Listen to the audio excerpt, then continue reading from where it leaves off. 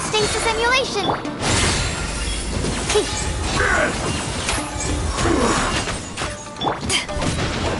Fall before me! To the very...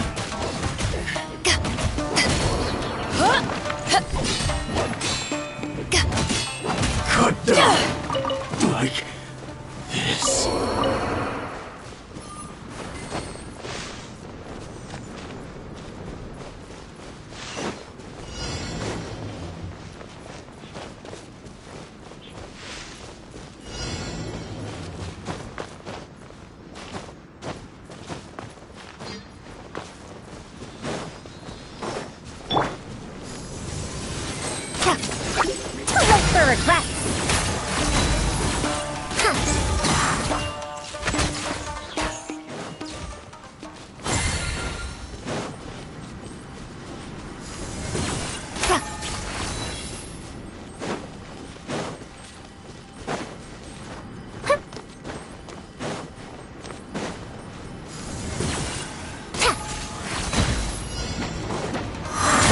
We'll see about that!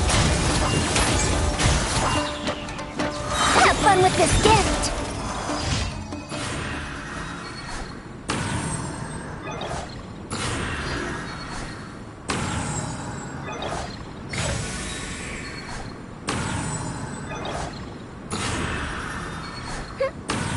What did you say? Oh, I'm old now, so every other phrase escapes my ears. Try calling me Madam, Farozan. Then I'll see if I can pick that up.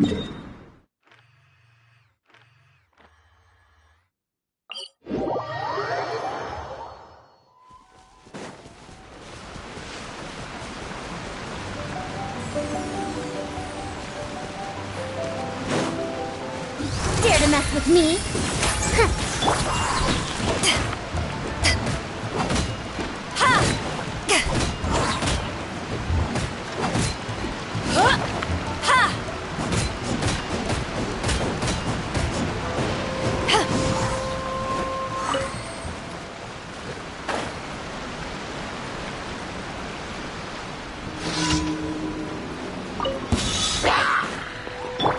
Test 6308, absorption test. Too late for regrets.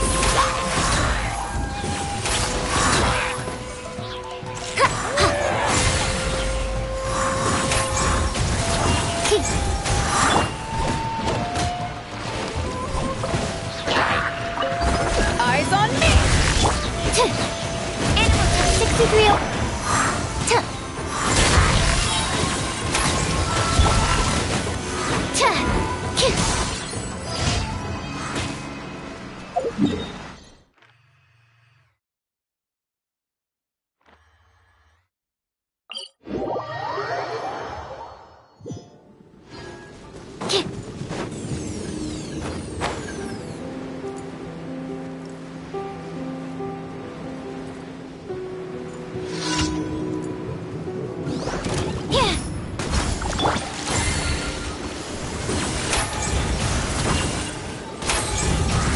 Truth repeats its course.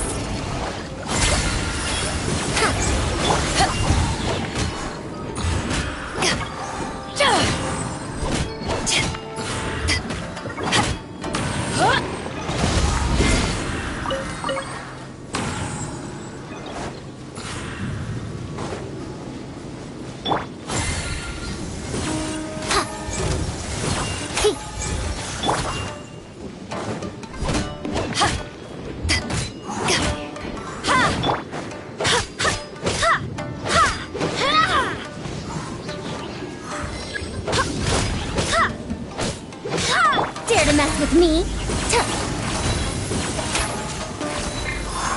Absorption test. Swirl, Mark 2. Stand clear. Animal test 6308. We'll see about that.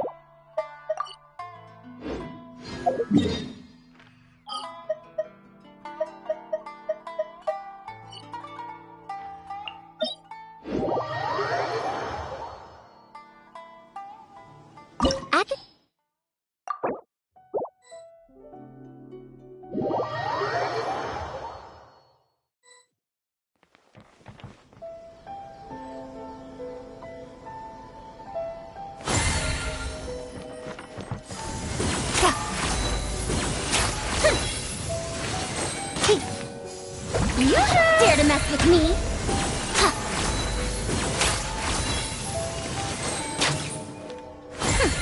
We'll see about that. This is no place to loaf around.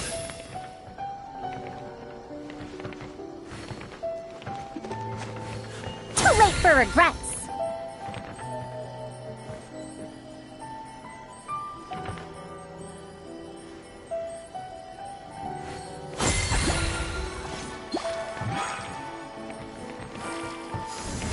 This is no place to loaf around.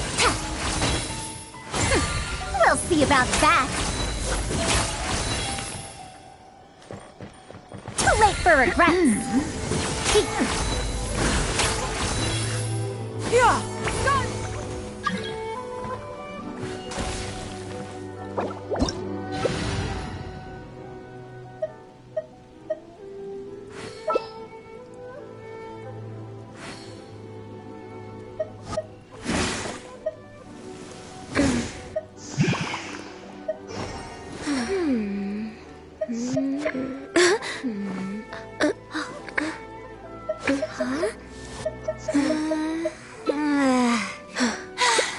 Being too popular can be such a hassle. Who knew the people would adore me so much?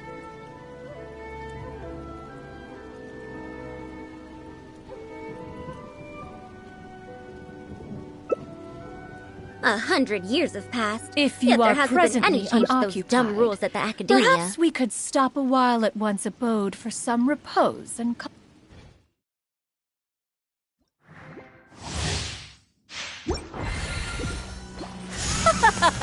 You're trembling. Is it the cold or just cowardice? Dare to mess with me? Ears of the storm! Into the frozen We'll void! see about that! Dare to mess with me?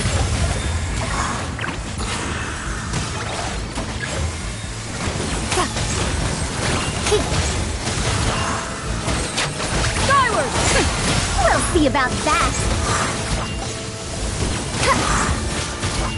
Dare to mess with me?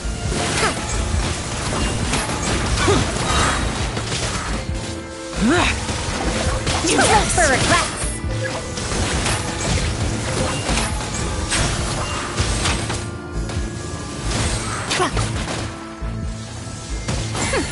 We'll see about that!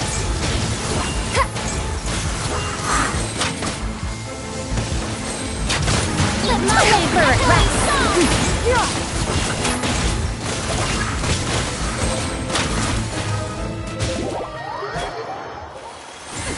We'll see about that!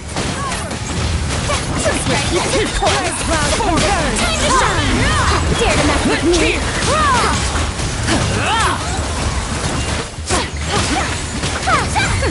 We'll see about that!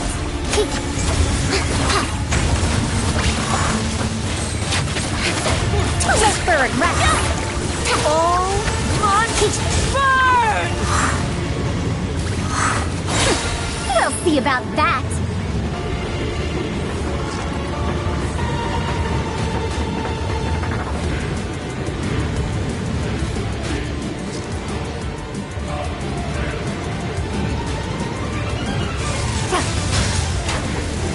Embrace your seat! I never asked for redemption.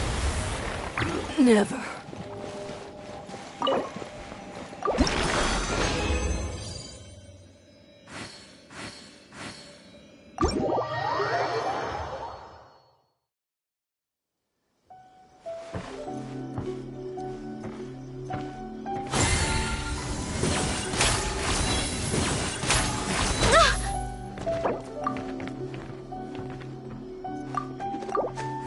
mess with me? This is no place to loaf around. Born of ice and frost.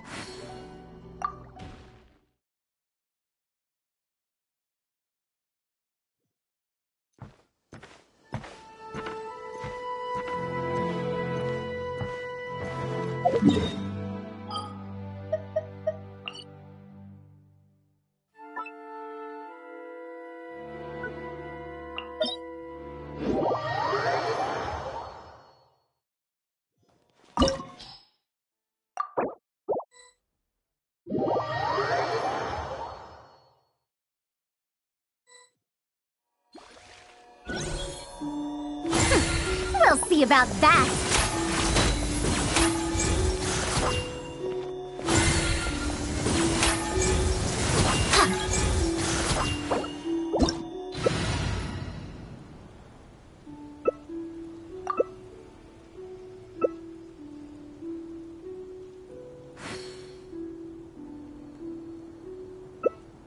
Inactivities.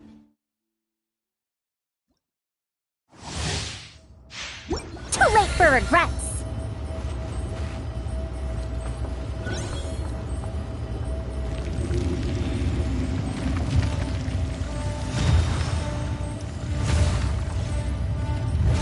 You dare overstep your mortal authority? Dare to mess with me?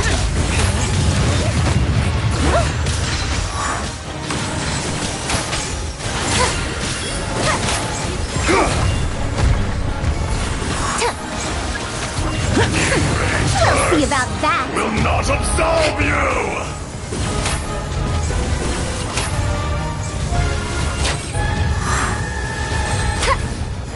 Too late for regrets. Today, you witness your reckoning!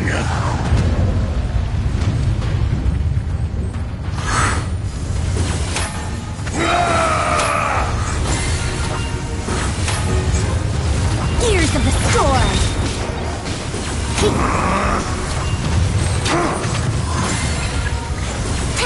There is no atonement for 1,000-year pain!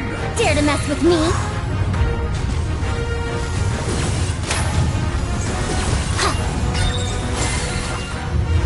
You stand upon your tomb, though you know it not!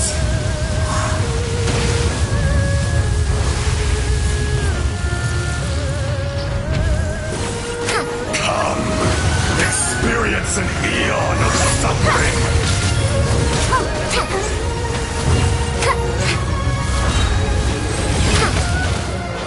Too late for regret! Truth repeats its course!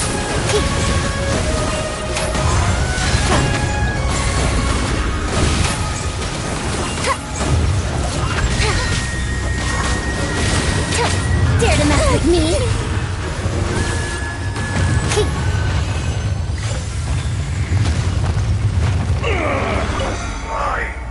Will not.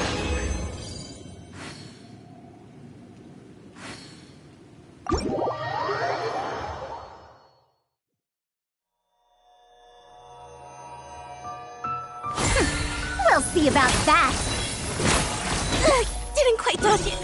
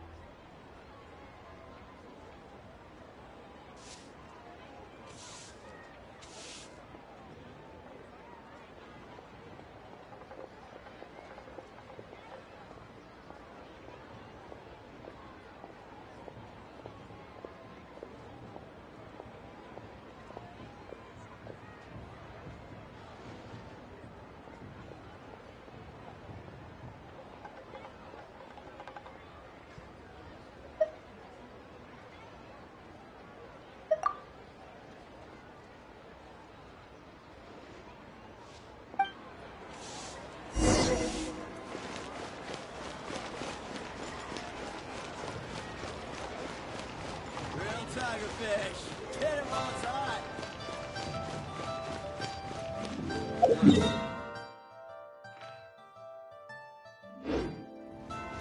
Wow. Leo's really got a lot going for it.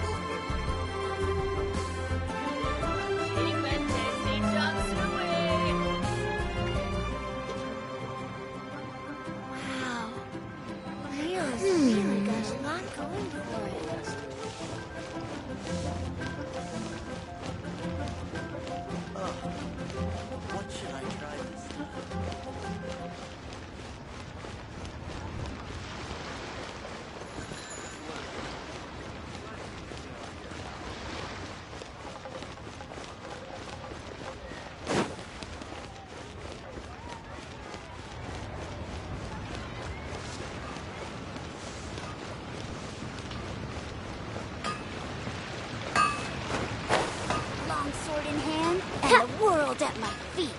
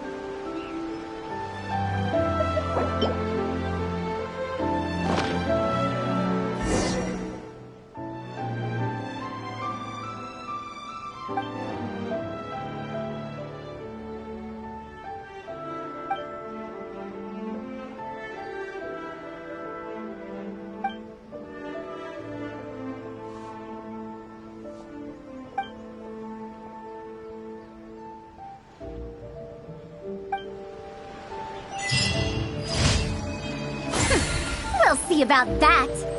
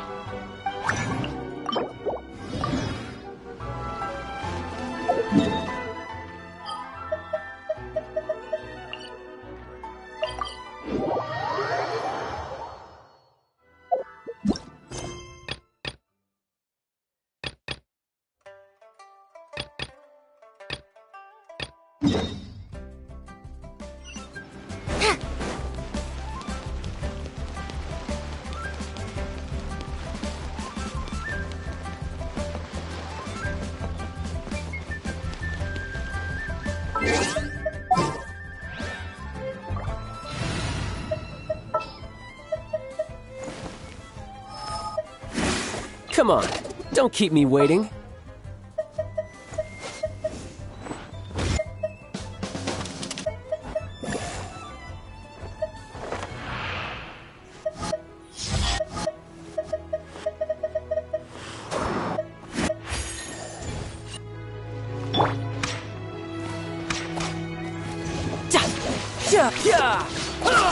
Bring it on.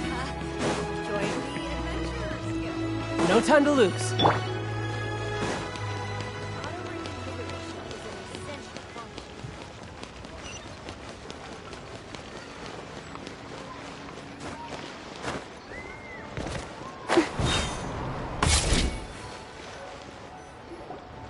Kuching and Charlotte!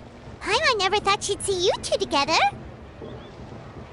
Nice to see you again, Traveler and Paimon. Oh, we're not interrupting anything, are we? Not at all. I wasn't in the middle of an interview or anything. I was just asking Miss Kuching about purchasing a kite. A kite? Are you buying some regional specialties to bring back to Fontaine? Well, yes. And... It seems you haven't heard yet. The theme of this year's Lantern Rite is kites. Oh, so that's why Paimon has seen so many floating in the sky. Liyue Harbor is always changing, so it is only fitting that Lantern Rite should change in turn. The Qixing believes it would benefit Liyue to build on our own cultural foundation by embracing the technologies of other nations. After all, it is said that the stones of another mountain may serve to better polish one's own jade. yeah, remember my business meeting with Tianquan Ningguang the last time I was in Liyue Harbor? That's what it was about. But all I really did was use my network to introduce Lady Ningguang to some interesting people. I'm not sure that quite counts as fostering cooperation. In the end, we decided to combine Liyue's traditional art of kite making with Fontaine's mechanical vertical lifting device. Mechanical lifting device? Sounds pretty impressive. But don't kites just use the wind to fly? Why would you need to add something mechanical? Well, you've actually just answered your own question, Paimon. How high and far a kite can fly depends as much on the weather conditions as on the skill of the person holding the string. But as soon as there's no wind, you can only flail about helplessly like a sweet flower medaka out of water. Experience doesn't matter at that point. Exactly. Liyue is now a nation ruled by humans, after all. It's about time we had the power to make a kite fly, don't you think? Plus, the easier we can make it to enjoy, the more people will want to participate. Right? I also thought it was a novel idea. Plus, it shouldn't cost much to do. With Miss Charlotte's help, everything has gone smoothly. Our new mechanical kites are already available to purchase from a stall in the harbor. We're having trouble keeping up with demand. We also gave quite a bit of thought to the price. We didn't want it to be too much more expensive than a traditional kite. Cool! Turns out you two and Ningguang like playing with toys just as much as Paimon! Toys? They're not exactly toys. You see, Miss Kuching? That does seem to be everyone's first reaction. Although kites are one of our most time-honored cultural relics, outside of their use in certain ceremonies, I suppose they're considered playthings more than anything now. But to me, there's so much more than that. Think for a second about how remarkable it is that a flimsy paper kite attached to a string has the capacity to touch the sky. It is this light piece of paper that also carries the weight of Liyue's cultural traditions. There's an old poem that goes, "O kite born of paper, flying true in sound, a lone traveler wanders, just waiting to be found."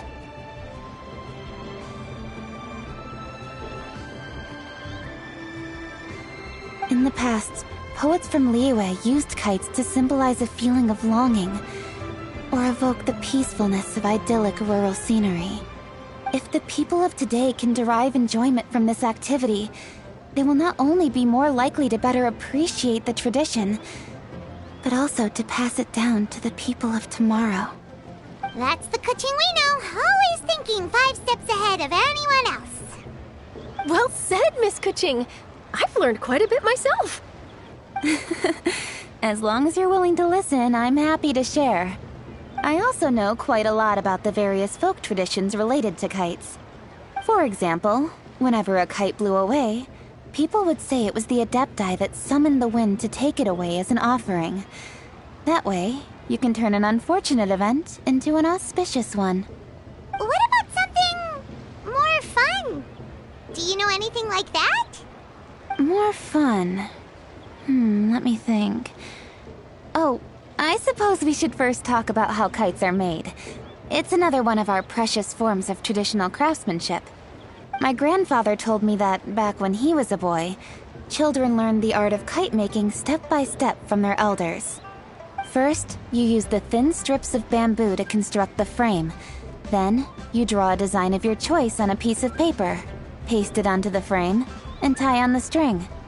Then, you look towards the sky and release the kite to soar among the clouds.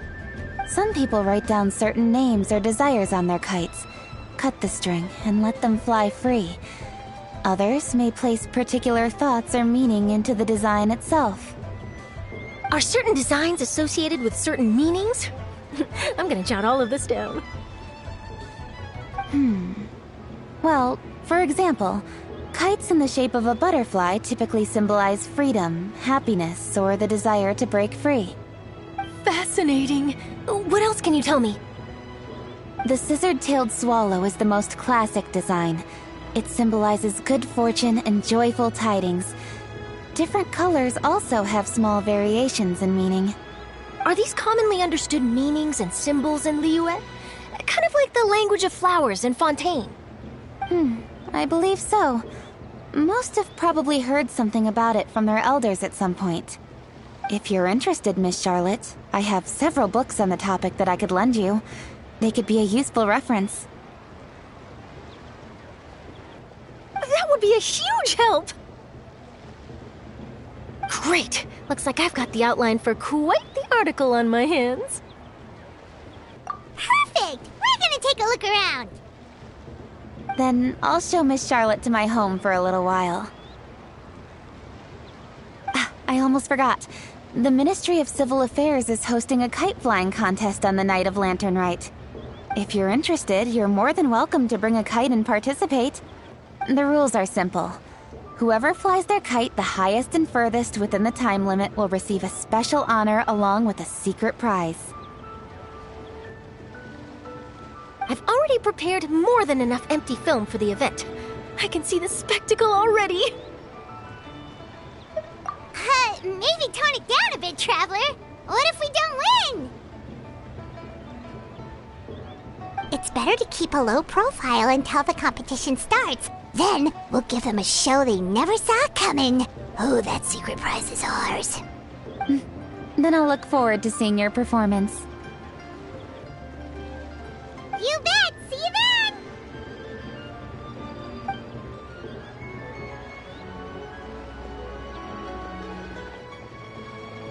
Wait, Traveler?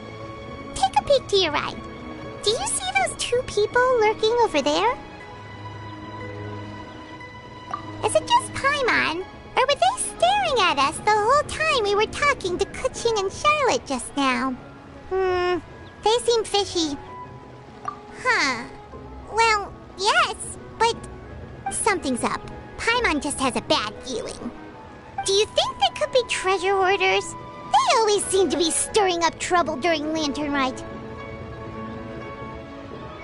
Oh, Paimon's sick of waiting around for something bad to happen. We should strike first, you know. Foil their plans before they even begin. You go right, Paimon will go left.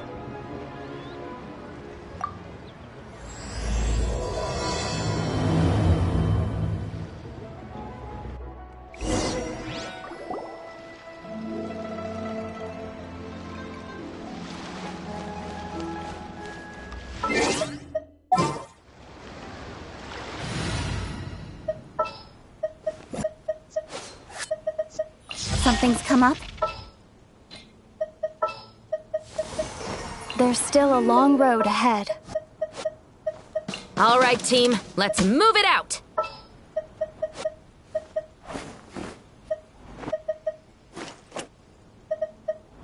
Let's jam!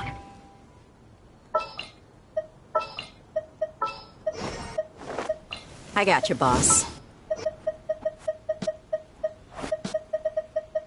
All right, team, let's move it out! Oh. It is with such an air of urgency that you appear before us. Your comportment suggests you believe us to have committed some heinous crime. Perhaps you could enlighten us as to your intentions. Whoa, where did this fuddy-duddy come from? You should be the one doing the enlightening, buddy. Don't think we didn't notice you eavesdropping. One look and we could tell you were up to no good. Tell us everything, starting with your name!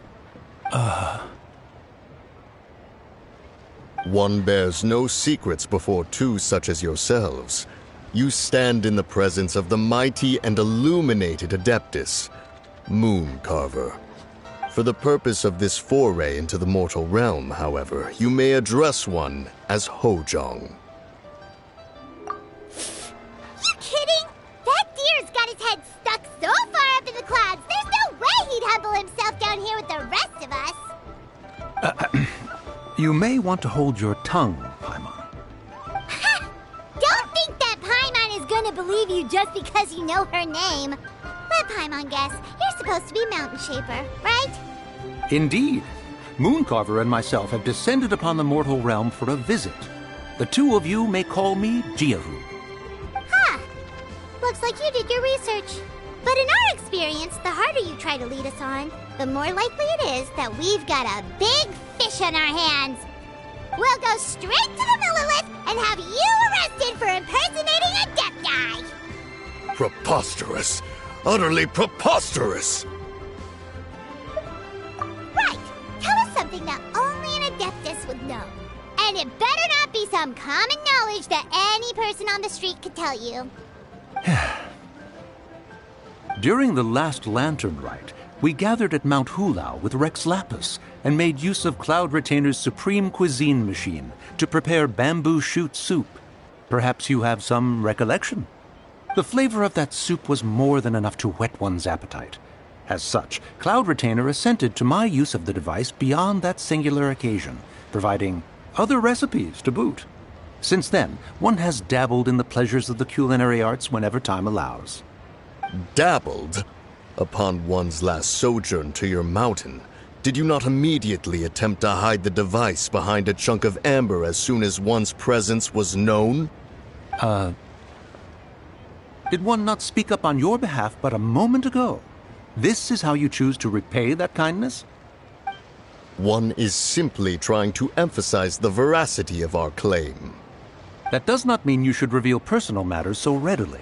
They might think one bears no difference from Cloud Retainer. Forget it. One does not have the breath to waste on such petty trifles. That might have been more detail than we needed. Seems like you two are the real deal, and Paimon's sorry for suspecting you. But, for beings as forgiving as yourselves, this is just water under the bridge, right?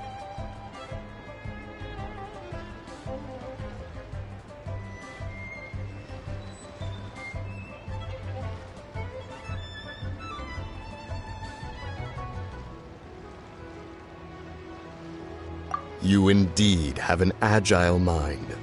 Cloud Retainer was not mistaken in her high estimation of you. Paimon's still curious about something. It's just...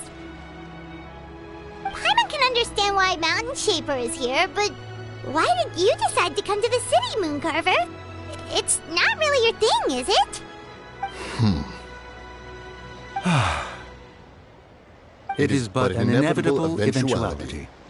Long have the mountains remained strangely idle since Cloud Retainer's move to Liyue Harbor. With Lantern Rite near at hand, one would expect Cloud Retainer to provide us with an account of the festivities in advance. Yet to this day she has failed to appear. Cloud Retainer is hardly the forgetful sort. One must never rest idle in the face of that which demands action. And since our acquaintances dwell in Liyue Harbor, we had to travel here in human form to avail ourselves of their aid, cloud retainers in this case. But a moment ago, one heard you speak of a mechanical kite of sorts. It appears the essence of the situation has hitherto revealed itself. Now it is time for one to retire back to one's abode. Huh. So, you're not looking for Cloud Retainer anymore? Perhaps there are aspects of Cloud Retainer's temperament that remain opaque to young Paimon. Given one's understanding, one can only imagine the anger that now consumes her. Cloud Retainer is of a proud and arrogant disposition. She holds the belief that her skill in mechanics surpasses that of all others. One can be quite certain it is hardly with an open mind that she regards the arrival of this new technology. One surmises that she has shut herself away, refused all company, and buried herself in the study of her own creations. To call on her would only invite her rebuke. However, if you do happen to cross paths with her over the next few days, do pass along one's regards. Sure, leave it to us. Have a safe trip back, enjoy the scenery, and happy Lantern Rite! Thank you for your kind words. We shall now depart. We got all worked up for nothing, huh? All that trouble and it turned out to be people we knew all along! Well, it's still pretty early. Let's head over and check out the kite stalls.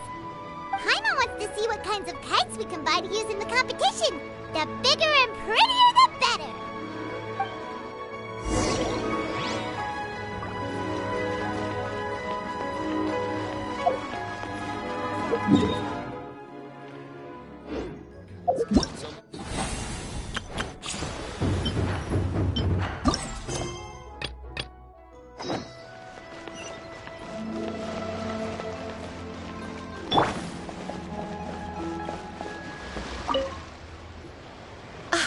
Welcome!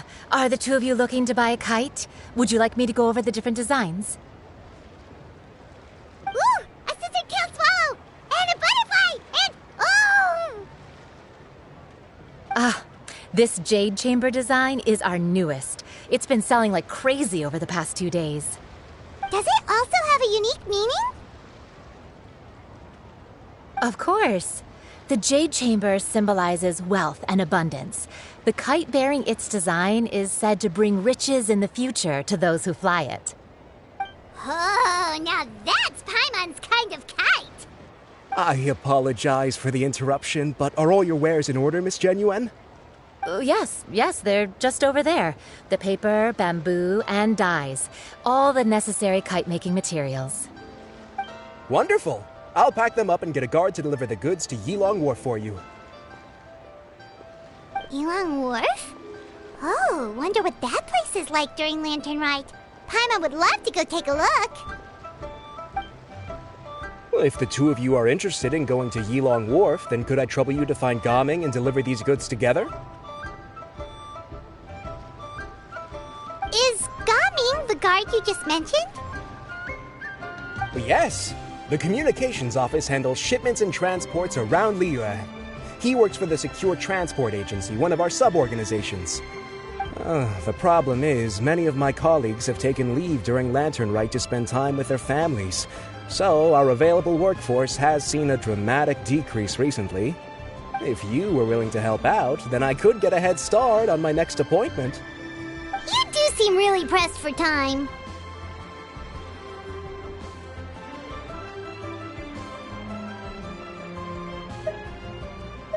Oh, wonderful! You will, of course, be compensated for your efforts. Now, at this time of day, Gaming should be somewhere in the vicinity. Just follow the main road until you see the head of a Wushu dance costume. Should be on your right. Be sure to come back if you'd like to buy a kite. I'll even give you a discount.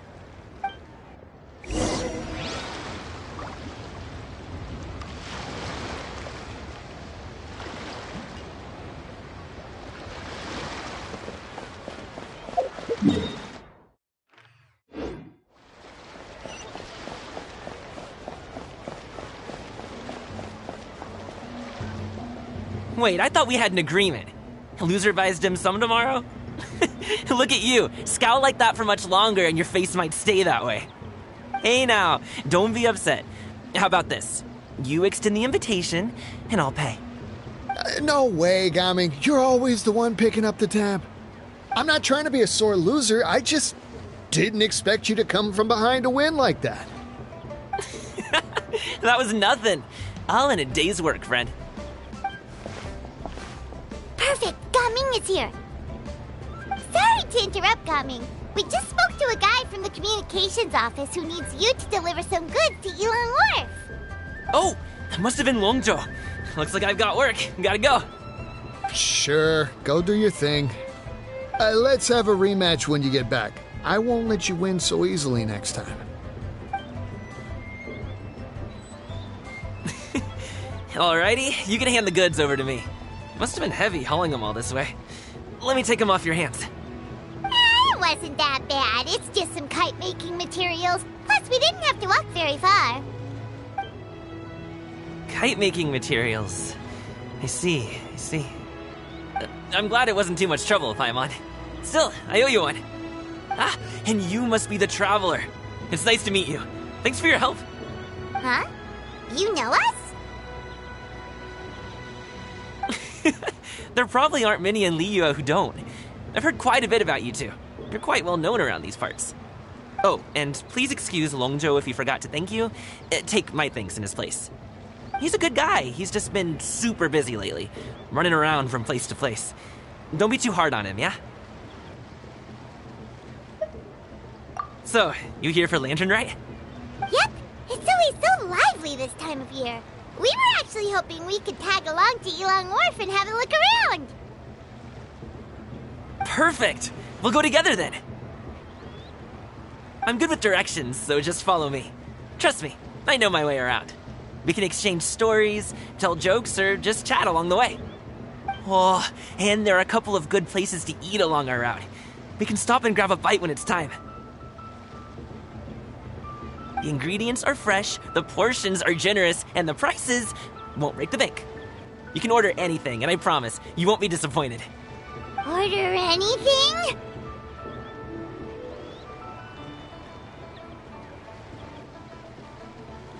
Hey, did you really have to call Paimon out like that in front of our new friend? Don't worry, I understand. I joke around like that with my friends, too. It just shows how close you are. Do you need to pack anything up before we hit the road? I can wait. Nope, our things are always packed and ready. We're pretty much travel experts at this point. Oh, that's right. Then let's get going. If we run into any trouble, you can count on me to protect you. I am a guard, after all.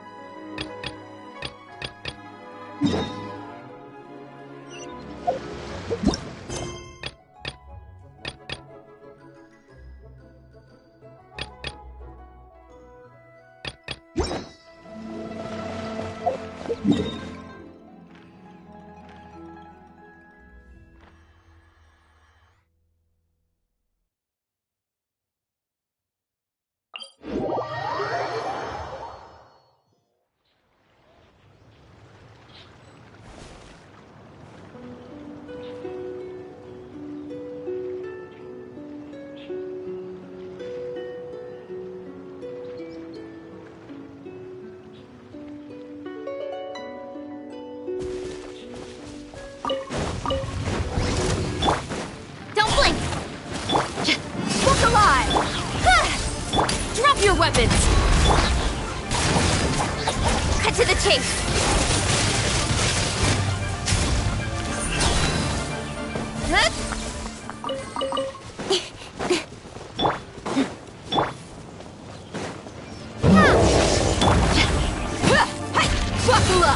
Final warning!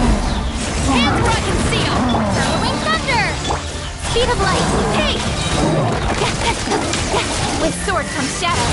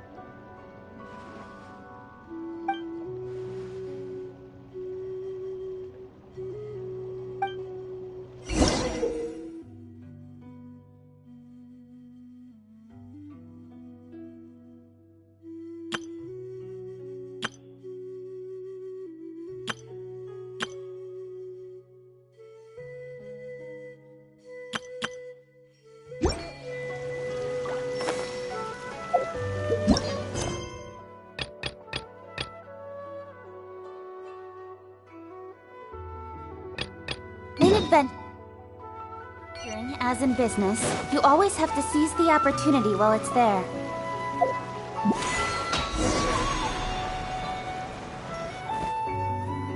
Oh, you're back! Jeez, guys, where'd you go? One moment you were there, the next you disappeared. You scared the life out of me. We're so sorry. We were just, it's kinda hard to explain. Fair enough. Well, the mountain road is pretty hazardous, and it's easy to get lost in the fog. So from here on out, stay close to me. Got it! Let's keep going!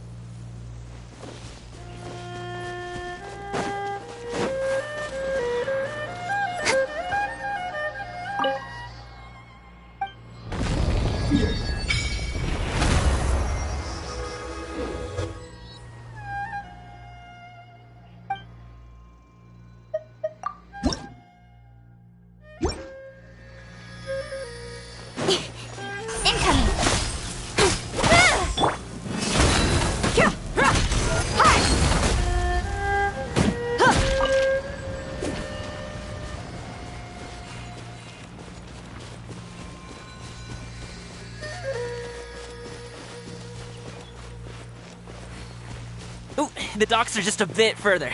One step at a time. Hang in there.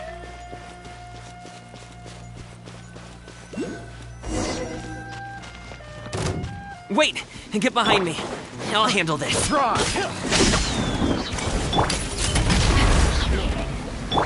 Congratulations!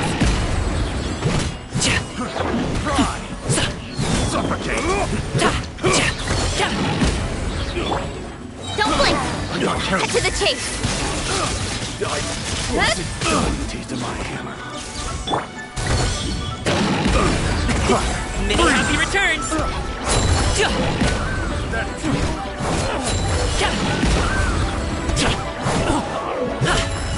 Alley-oop!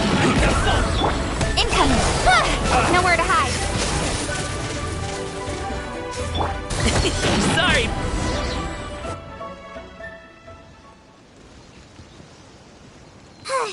Seems like we really can't go anywhere without running into treasure hoarders, can we? Yeah, it's not uncommon for deliveries to get intercepted. That's why this job needs guards like us. Paimon was impressed by your moves back there. You seem like a real pro at your job. Oh, that's not a skill I learned on the job. It's just a hobby. Have you ever heard of wushu dancing?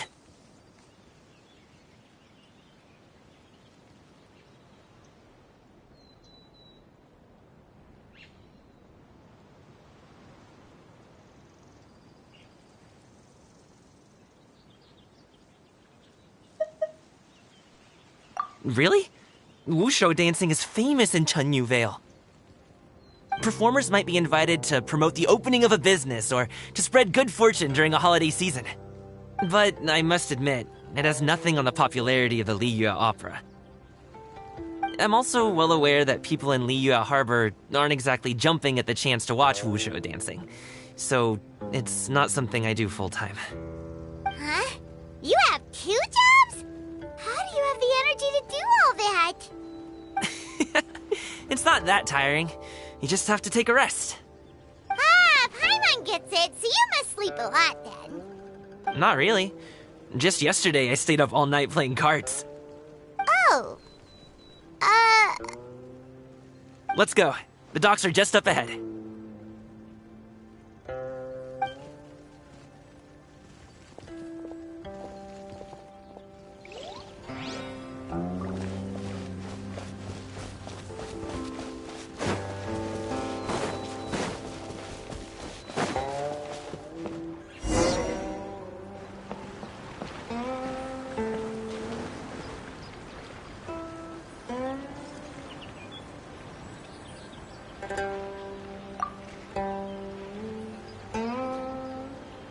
Finally, we can rest. Ooh, Paimon's shoulders are so stiff. And her stomach so empty. Sorry. Did I push the pace a bit too much? I mean, you were the ones who said you were travel experts. Liyue is just too hilly. Floating up and down so much. Where's Paimon out? Paimon was finally satisfied and now her poor stomach's empty again. Alright, so I unmuted myself. Would you like some winter melon cake? Mic. I have some on me that I bought from a store. Yes, Paimon will take all you got. You might want to pace yourself there, or you'll be too full to eat a proper meal later. Paimon never gets too full. Just like you apparently never get tired, no matter how far you walk or how many jobs you work. Ah, I see. Then here you go, Paimon. And for you, traveler. Enjoy. And here's some for you too, Uncle Bosu. Don't think I forgot about you, my friend. I'll just set it to the side here for you.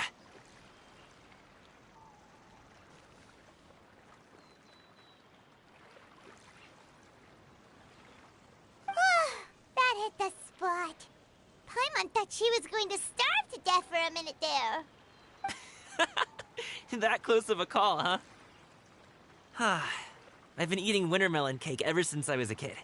You can buy them from all sorts of places, whether it's a small vendor on the side of the road or a big restaurant in the city. But each place produces cakes with a slightly different flavor. If you like these ones, I can give you the address of the shop I bought them from. I'll just have to check when we get back.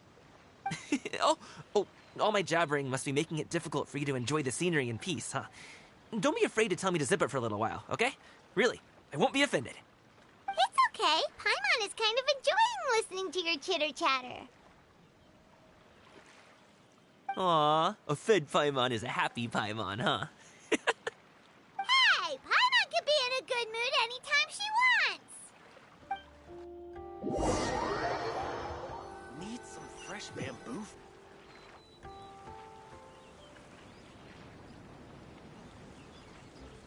Woohoo! We're here! Don't forget your things, and watch your step as you get off the raft, or you're in for a swim. Thanks for the ride, Uncle Bosu. You take care of yourself now. I'll see you some other time. Okay, follow me. This way is fastest. We'll have to take the elevator up to the secure transport agency.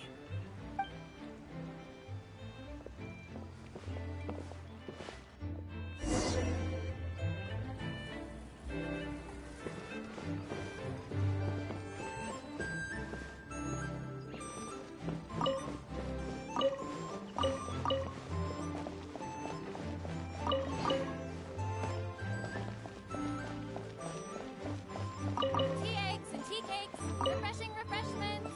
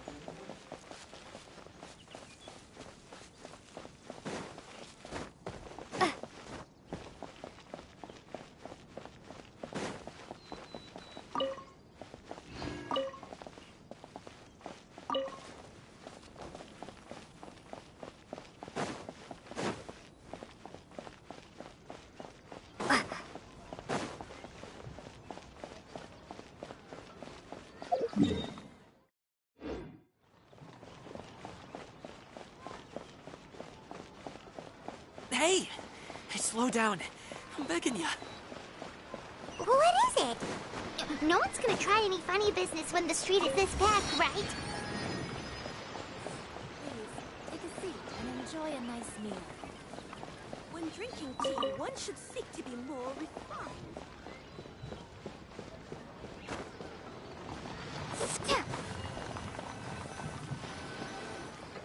Oh, well... how should I put it? Come on, spit it out!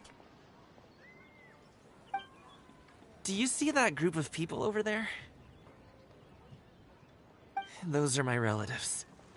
Wow, you sure have a big family. Once they start buying things, they won't stop perusing till it gets dark. This is bad. They're your family, not your arch enemies. What's there to be afraid of?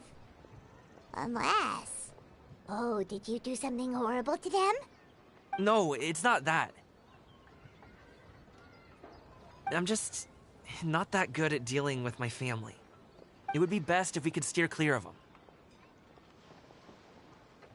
I'll explain more when we have the chance, but right now, we've got a job to do.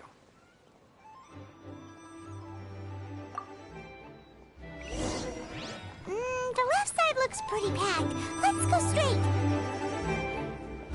Slow and steady wins the race.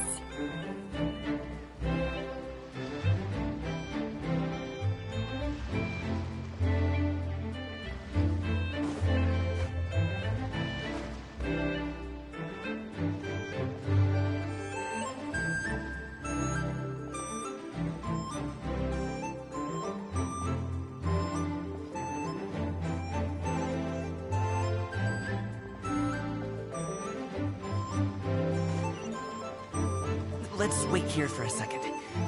Maybe my aunt will leave.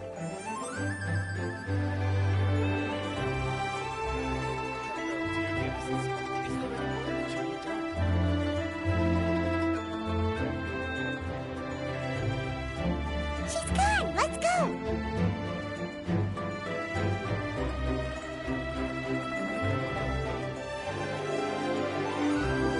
Alright, take care. Turn left. Run! To the right and... Solid practical training can you unleash? Wow, you guys are good. I'm impressed. That was nothing. It was a piece of cake. Oh, winter melon cake to be exact. You really liked it, huh? Ooh, you know what? I'll buy you a whole bunch and pile them so high you could swim in them. As long as you don't wind up drowning, Paimon. Hey, Uncle Jirgwe. These are my friends, the Traveler and Paimon. They came to deliver some goods with me. So, I guess I'll go ahead and take these over to Uncle Yongzan then? Yes, thanks for your hard work. I should thank you both for your trouble as well. Please take a seat and rest for a bit. I'll prepare some tea. No need. We'll be off soon anyway. Hey, we're already here, aren't we? No harm in taking a load off for a bit. Plus, I know the Secure Transport Agency has some great Songhua tea stashed around here somewhere. I promise you, one sip and you'll be hooked. Anyway, you just sit down and relax, Uncle Jirgwe. Who would I be if I just sat here and let you go through all this trouble? Leave this to me. I have to be up and about to drop these goods off anyway. What's a little extra time on my feet? Oh, you aren't too picky, right, Traveler? I know Paimon prefers things on the sweeter side, so I won't steep the tea too long. And I'll add some dim sum pastries on the side. Aw, you noticed what Paimon likes? How long have you two known Gaming? Oh, not long at all. We just kind of tagged along on his trip to Yulong Wharf. He's just a super welcoming guy. We became friends, you know, just like that. That's just how he is. He's the attentive sort, really knows how to look after his own. A while ago, one of our guards had to take off work, said his joints were hurting due to the rain. Gaming personally went all the way to Boo Boo Pharmacy to get some medicine for him from Dr. Baiju, then traveled through the night to deliver it back to him. That young man has such a good head on his shoulders. How can anyone not love him? I mean, there is his dad, but, well, ask anyone else. And... Uncle Yongzan says he doesn't have the personnel to spare for this delivery right now. So what do you think, Uncle Jirgwe? Should I go ahead and deliver it instead? It feels like we've troubled you enough already. It's kite-making materials, though. Could be for a kid. I'm sure the sender wants it delivered before Lantern Rite. Oh, by the way, here, have some tea. All right, then. Deliver it if you want to. Ooh, are you free in 2 days? How about we grab some dim sum from Xianyun kiosk? My treat, and don't even think about trying to pay. Whoa, that's way too generous of you. Don't mention it. Just think of this as a thank you for all your help. Besides, the thing between me and my family, it's a long story. It might take some time to tell. Sounds good. Paimon never says no to free food. All right, then I'm off. See you in 2 days. Oh, and Paimon, make sure not to eat too much before then. Don't say I didn't warn you. Is he underestimating Paimon? She's just gonna have to show him how much she can really eat.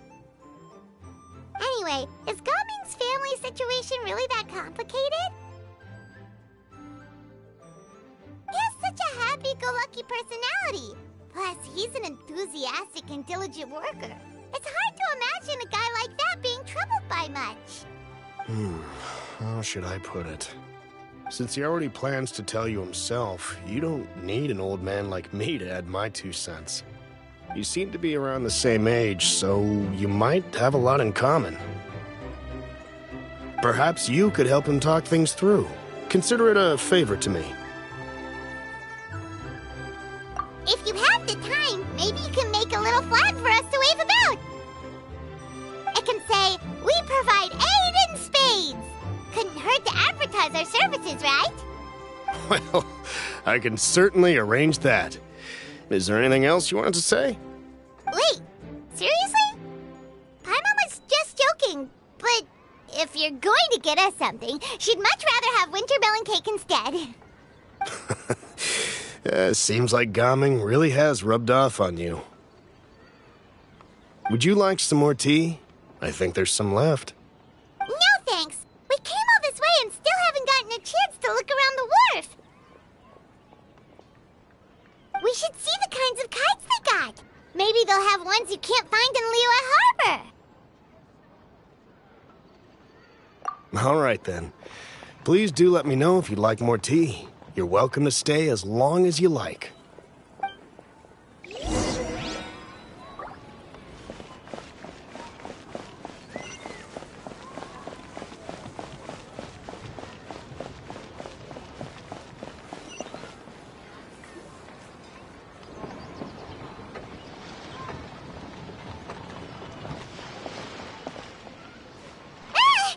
What are you doing here? The way you speak, one might have presumed you were displeased to be in one's presence.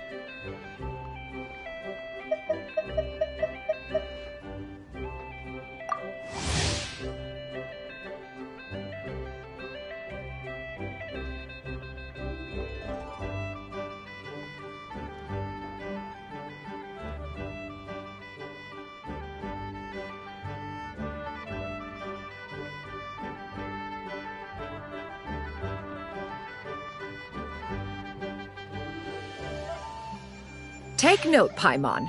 You could learn a thing or two about how to respect your elders. Ugh, starting on the elder stuff already, huh? Shouldn't you be back in your cave tinkering away at some kite-related thingamabob or something? What brings you out here? And what's with that huge box next to you? Ah! Paimon gets it. You're here to do some shopping, aren't you? And what of it? The Qixing's decision to integrate Fontanian technology into said kite-flying competition is of no consequence to oneself. Did you expect one to willfully compete against the whimsical trends of worldly sentiment, or perhaps even fall to petty sulking over such? It's not that we think those things exactly. That's just what Mountain Shaper and Mooncarver told us, or Tia something and Ho... Paimon can't be bothered to remember what their aliases were called. Anyway, they went to Liyue Harbor to look for you. They even asked us to pass along their regards if we ran into you. Oh, huh. Xianyun? Huh.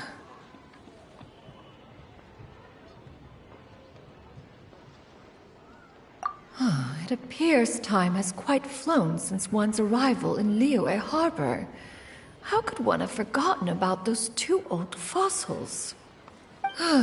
One shall have to bring them back some divine herbs to atone for this slight. Nay, given that one has ventured all this way to Yilong Wharf, tea would be more advisable. A great thought has illuminated one's mind once again. One is reminded that certain purchases have yet to be made. Perhaps you two could wait here whilst one performs this task. It'll be but a moment.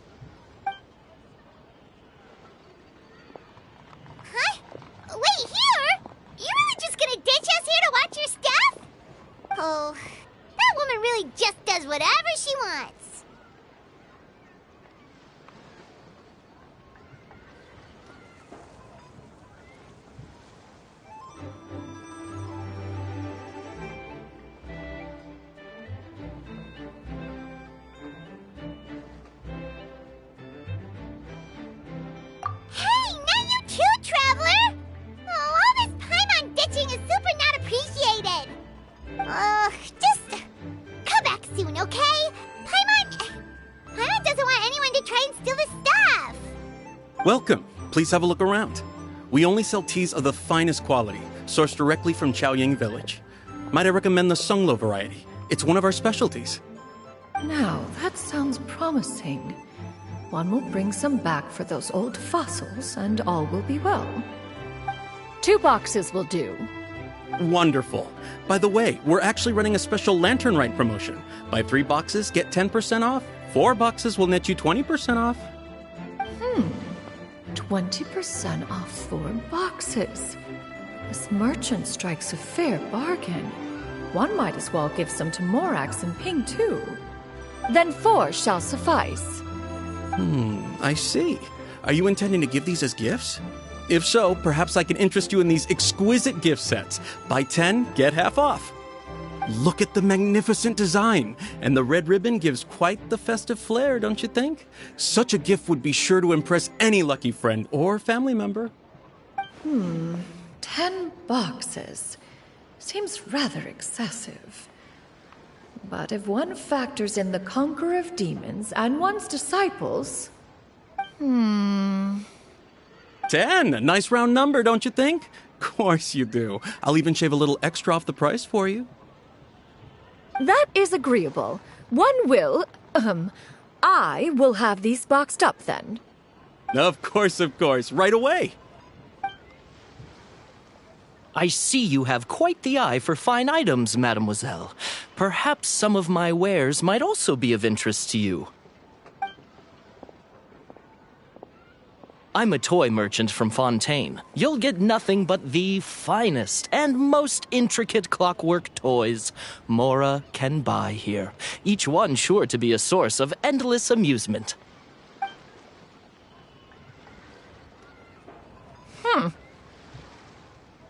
Perhaps you could enlighten me then. When should said amusement be derived? Well, that is, of course, best understood by playing with them yourself.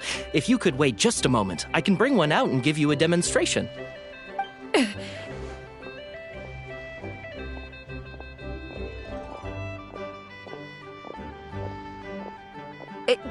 There is no need for that. Mademoiselle. Give me your newest and finest model, and be sure to package it securely. Of course. Here you go. The instruction manual is... I can do without, thank you. Many watchful eyes surround this place. If one were to be spotted purchasing a mechanical toy such as this, a child's plaything no less, it would only invite scandal. There is no harm in bringing it back to study in secret.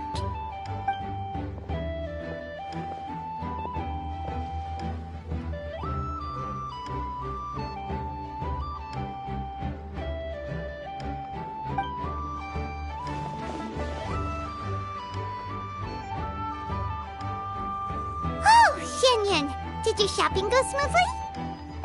Naturally. One may not delight in social interactions, but that does not mean one lacks said faculties.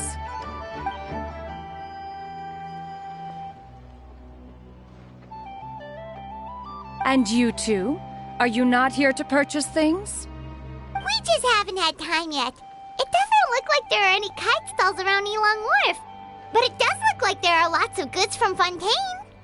You are also planning to participate in the kite flying competition, then?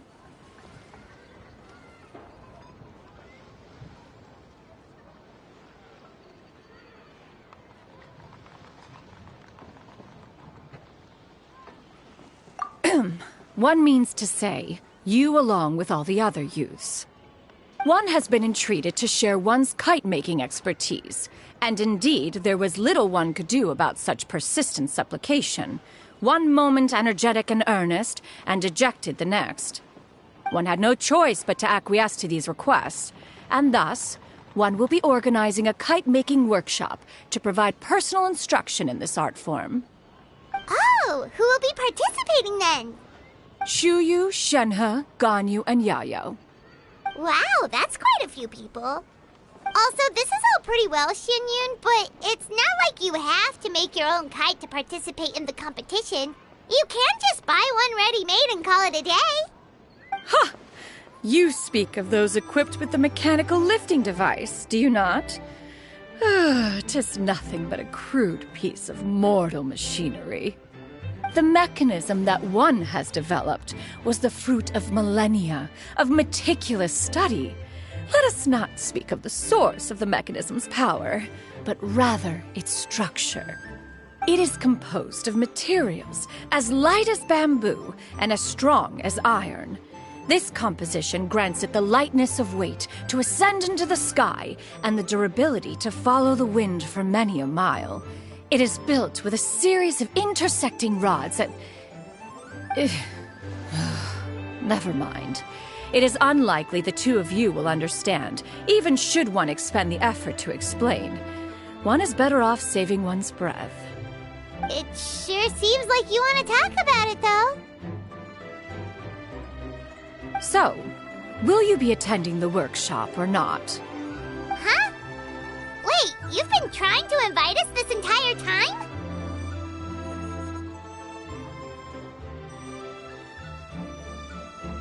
All right then. No need to prepare the materials in any case. One has it all sorted. Arrive at Mount Outsong in 2 days. I shall be expecting you around midday. Are you leaving?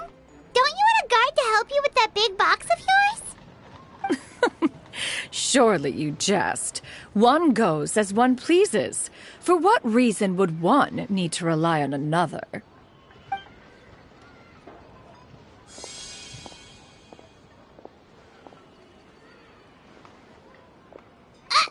It can float?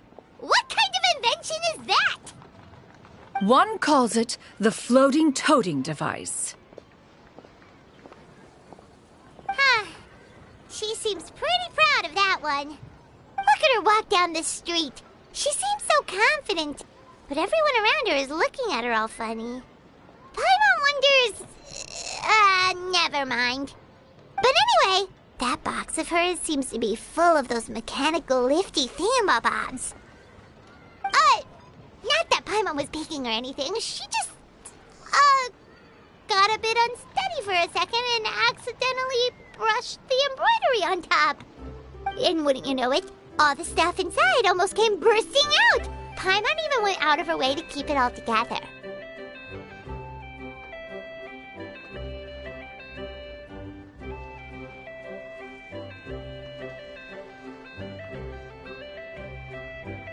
All Paimon say is that Xianyun sure does try hard to save face.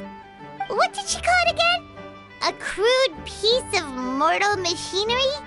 Paimon bet she just can't wait to take it apart and see how it's made.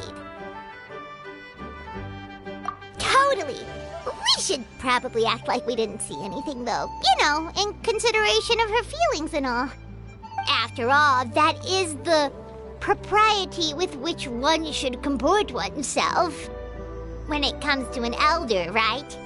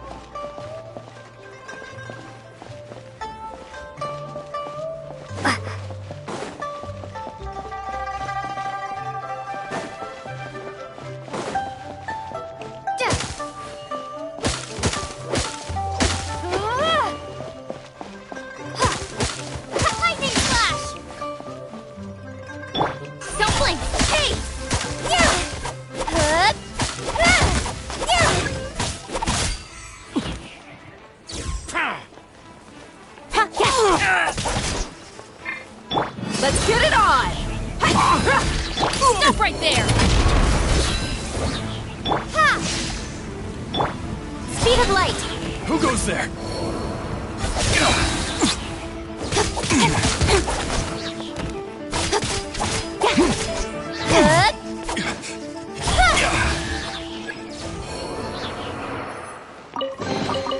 You give, you receive.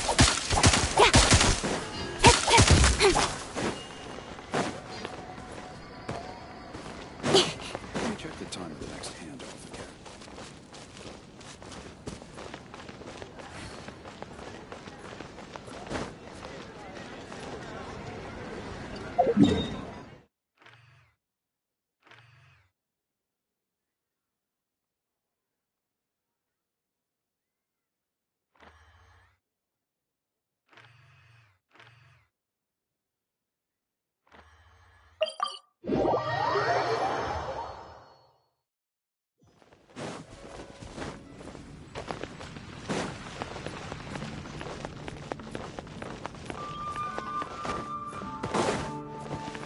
Add Astro. Thank you for Add Astro.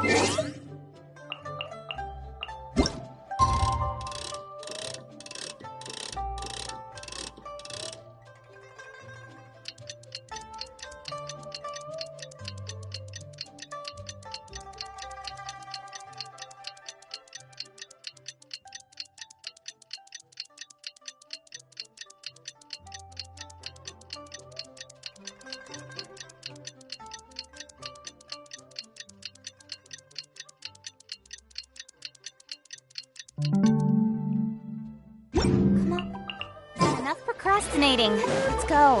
Please, take a seat and enjoy a nice meal.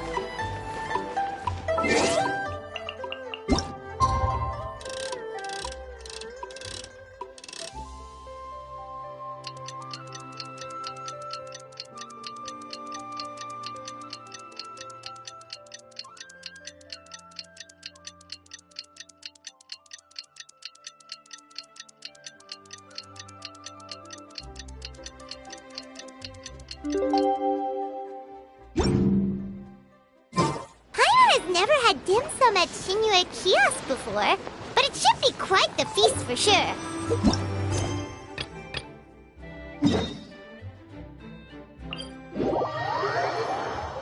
Ooh, and that's Paimon's stomach right on cue telling her it's time to go find Gamin. Let's go!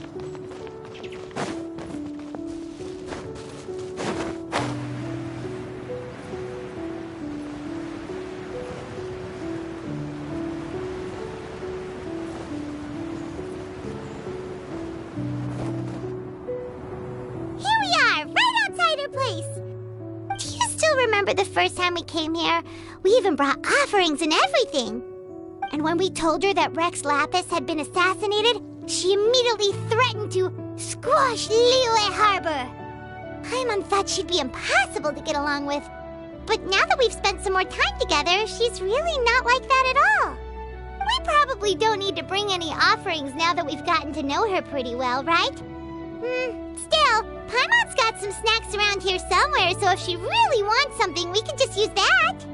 Huh? Traveler, did something catch your eye?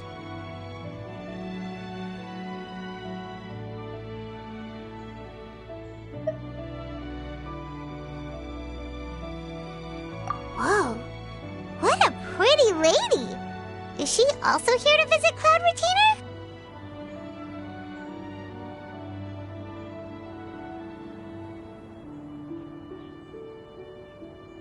Yeah, you're right. All it takes is one look and you can tell she's someone special. As expected of that bird lady, really. She must have a whole bunch of Adepti friends from all over the country. Okay, but if we're both friends of Cloud Retainer, then we're basically friends by association, right? Want to go up to her and say hello?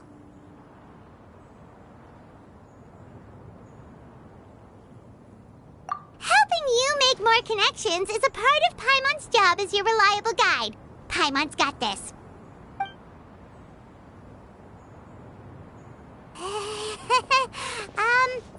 Hello?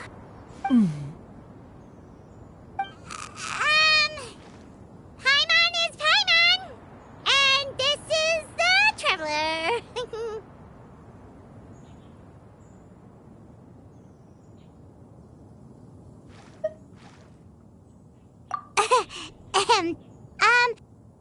Paimon doesn't think we've met, but we're also friends of Cloud Retainer.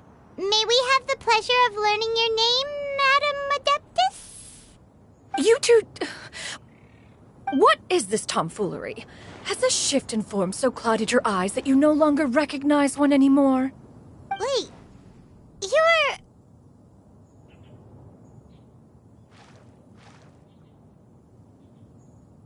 Huh? You're the illuminated bird? But you look... human! How did that happen?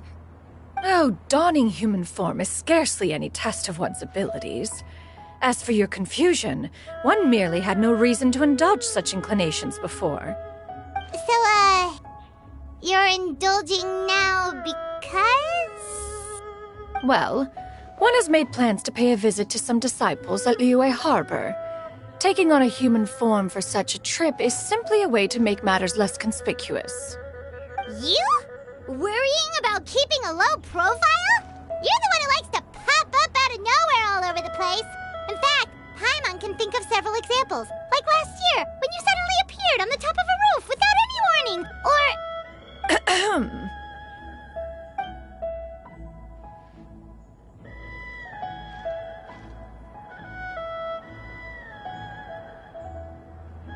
Hey, didn't we agree not to bring that up unless she asked? Oh?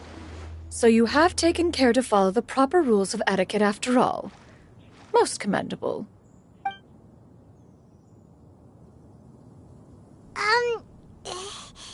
Well, this is all Paimon's got. You don't mind, right? One has never found oneself lacking in basic comforts. On the contrary, it is the gesture that one values above all else. So long as you've shown proper respect and consideration, the quantity or quality of the gift is but a trivial matter. That kinda makes Paimon feel a little guilty for trying to keep them for herself. Anyway, where were we before you reminded Paimon about the gifts?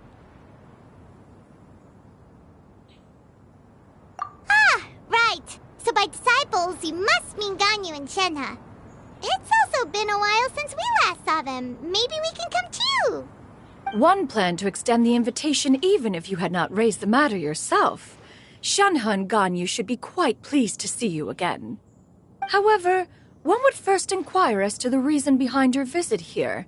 You have cause to seek one's company? Yeah, we just found ourselves missing you and wanted to see how you were doing. We were hoping you'd tell us one of your stories. Who knew we'd run into your human form while we were at it? Is that so? If there are no urgent matters at hand, then let us make haste for Liyue Harbor. Ganyu is likely still working at Yuehai Pavilion, so that shall be our first stop. Sounds great! Then let's all go to Liyue Harbor!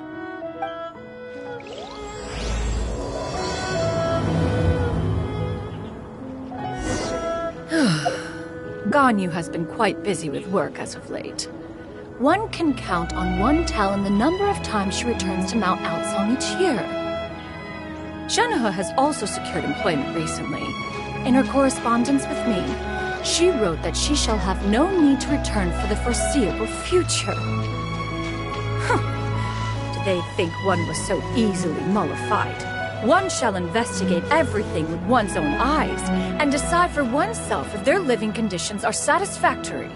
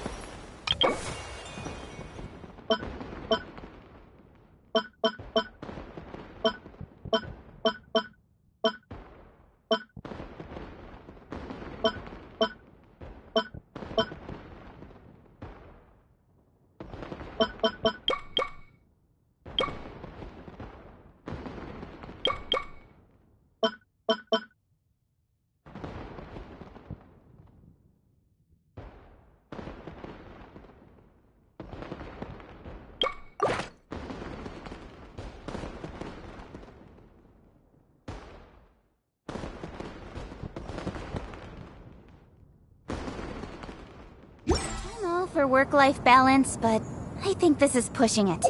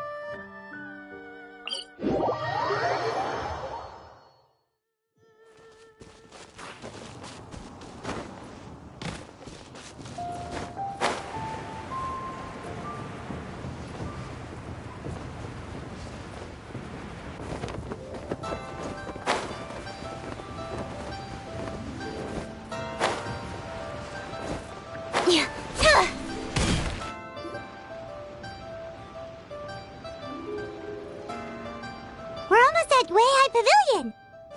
Hey, do you think Ganyu will be shocked to see Cloud Retainer like this? Guess we have no idea if Shenhe and Ganyu have ever seen her in this form before. Wait, where did she go?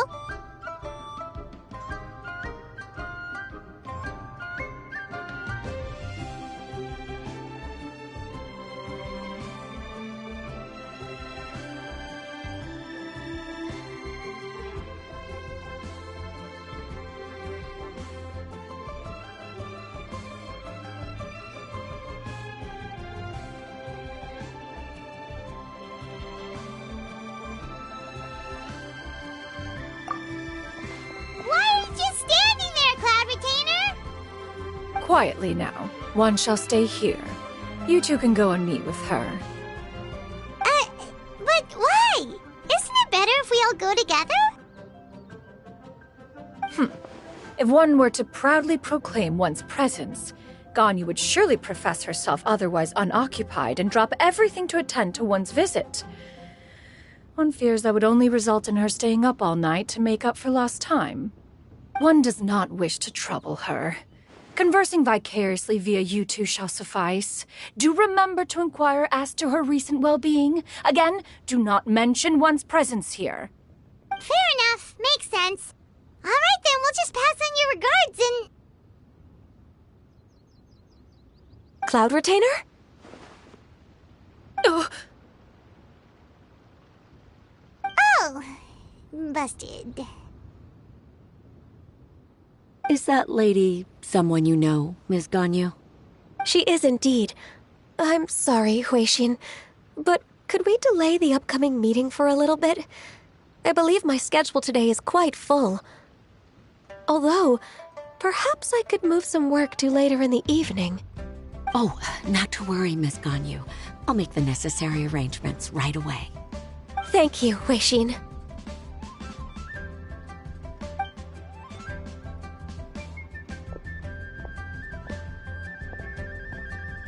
It's been a while, Ganyu. Greetings. What brings you here today? And Cloud Retainer, too. It's been quite some time since I last saw you in this form. You are quite mistaken. One is not acquainted with this Cloud Retainer of whom you speak. One is simply a mere mortal passerby. Huh? Seems she's not buying it. That was but a simple test. One did not expect you to be able to recognize one so easily, especially after so many years of only seeing one's other form.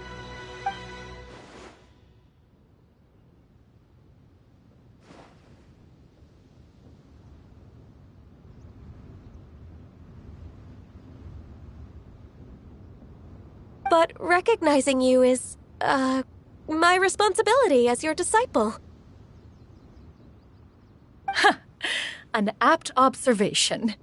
One was simply passing by while attending to some important business.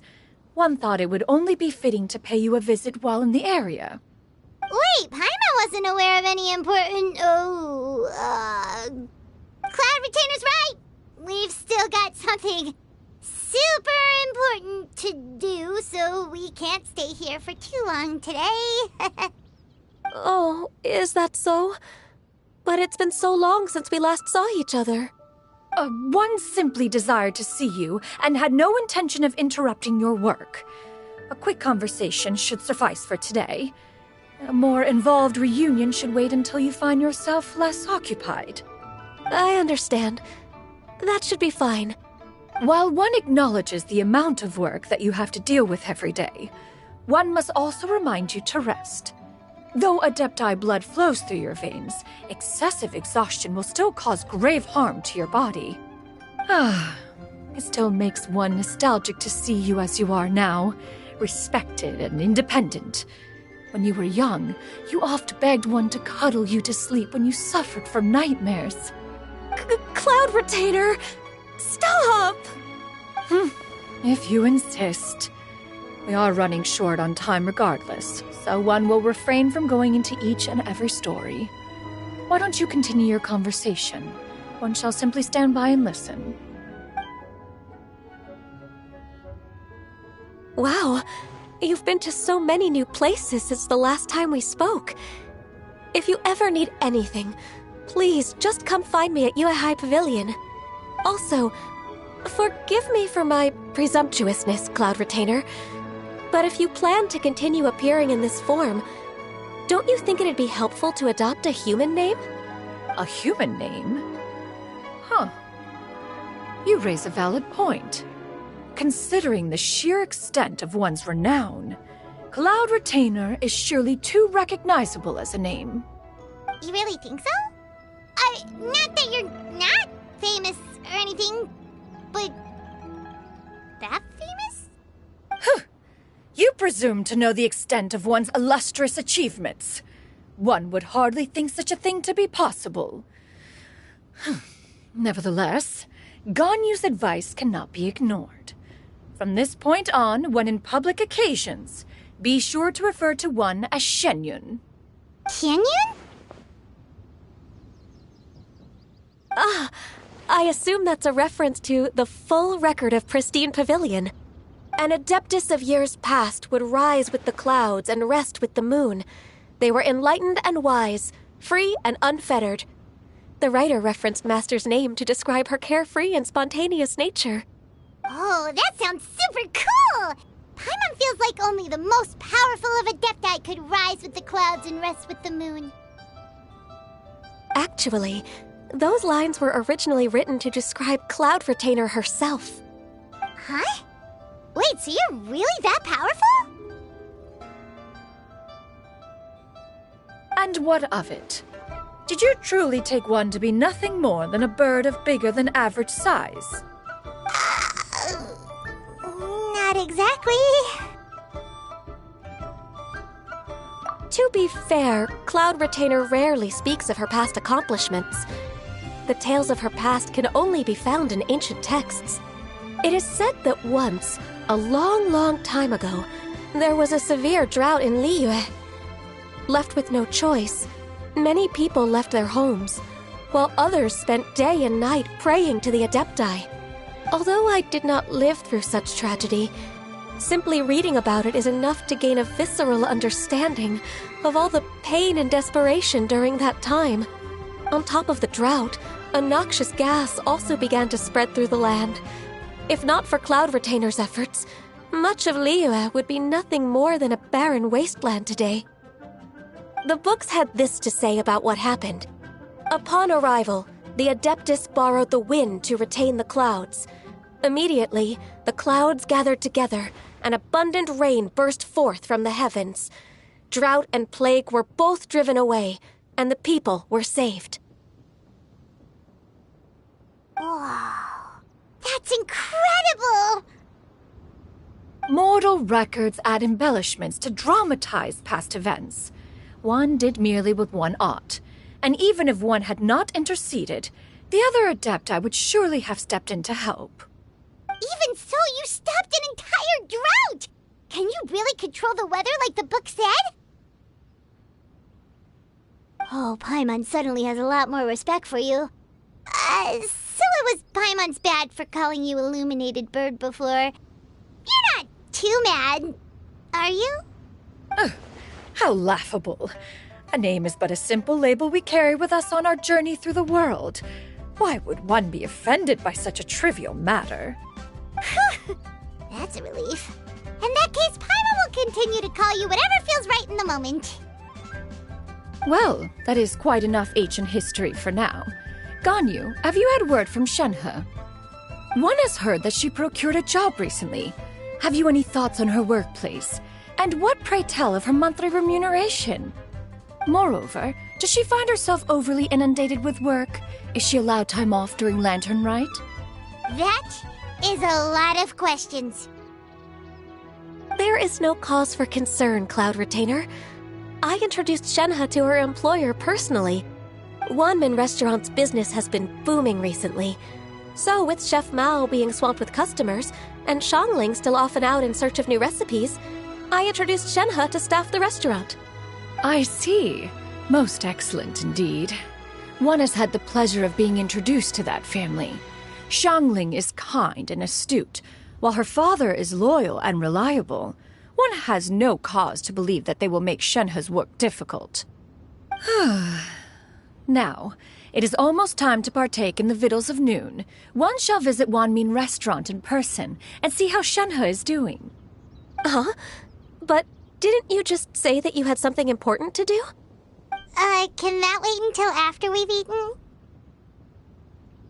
You may return to your work, Ganyu. One shall see to this matter on one's own. There will be many an occasion to dine together in the future. One is certain the opportunity shall present itself most readily. Of course, Cloud Retainer. Please take care. Traveler, Paimon, I'll see you some other time. See you around, Ganyu! Paimon was pretty quick on the uptake there, don't you think?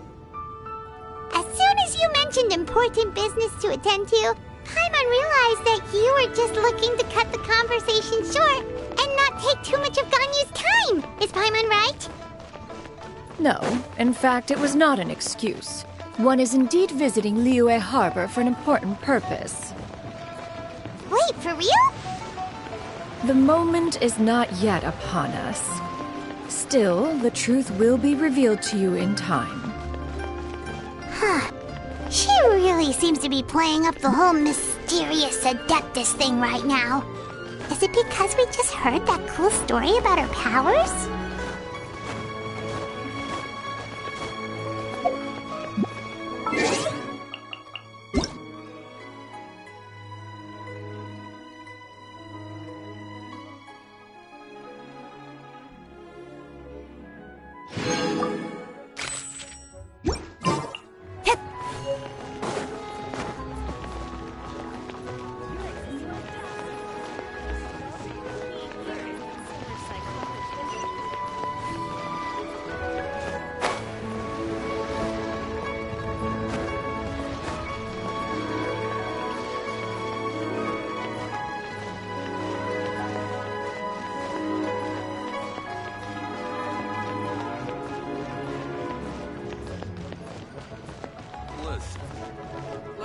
tell you You get what I'm saying, right? Yeah, how can I not? Not even fine food is enough to distract from the presence of a fine lady, huh? Oh, I'm far more interested in getting her details than ordering any dishes. Hey, how about you ask her? You do it. No. I think you should. Wait, she's coming. What can I get for you today? Greetings, miss. I was just wondering if you'd be willing to... What would you like to order?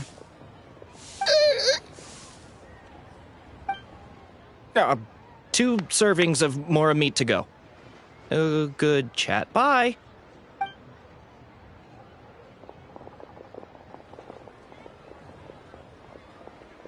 Shenhe! Welcome. It's been a while. May I take your order? Don't welcome us as guests and greet us as old friends in the same line. It's weird. Mm-hmm. Oh, and this is? This is Miss Xianyun. Master? One does not recall ever revealing this form to you before. How were you able to ascertain one's true identity with such ease? I've trained and lived with Master for more than 10 years. I would recognize you no matter what form you take. You... Is something the matter, Master? Hardly. One simply learned of your employment from your letter and came to check on your well-being. And check out the great food, too! Indeed. It's almost lunchtime. My apologies. I'm still on the clock and can't talk for very long. Well, if it isn't the Traveler in Paimon, are you here for Shenhe? The lunch rush isn't in yet, Shenhe. So I've got things covered for now. Go ahead, sit down and enjoy some time with your friends. I'll let you know if things pick up. Thank you, Chef Mao. Wow.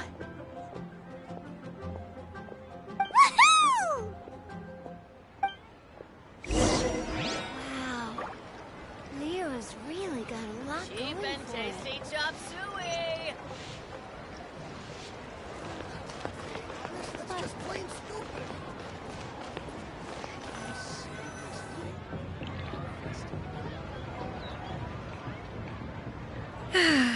It is just as one expected. The owner of Wanmin Restaurant is indeed a most reasonable and accommodating human. Still, the work here entails dealing with quite a varied group of people. Has this been difficult for you, Shenhe? It's been manageable so far. I sometimes run into strange people, but I have figured out a way to deal with them. Seems like you've been making progress. So by dealing with them, you mean... First, I try to talk sense into them. If that doesn't work, I threaten them with violence.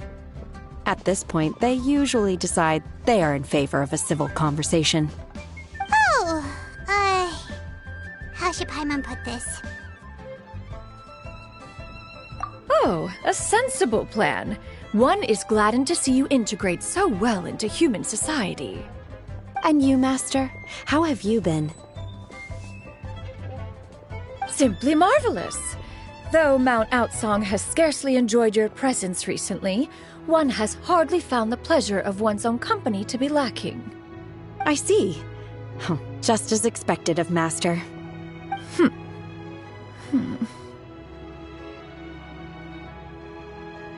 I have missed Master quite a bit too. Even though work has been busy lately, I've already had a conversation with Chef Mao about taking some time off soon to visit Master. Oh, you did? Do make note of such matters in your letters in the future. There's hardly a need to keep one in suspense. Whoa, her mood shot up just like that. By the way, Master, since you are in Liyue Harbor, have you had the chance to visit Ganyu? Indeed. She is similarly preoccupied with her work.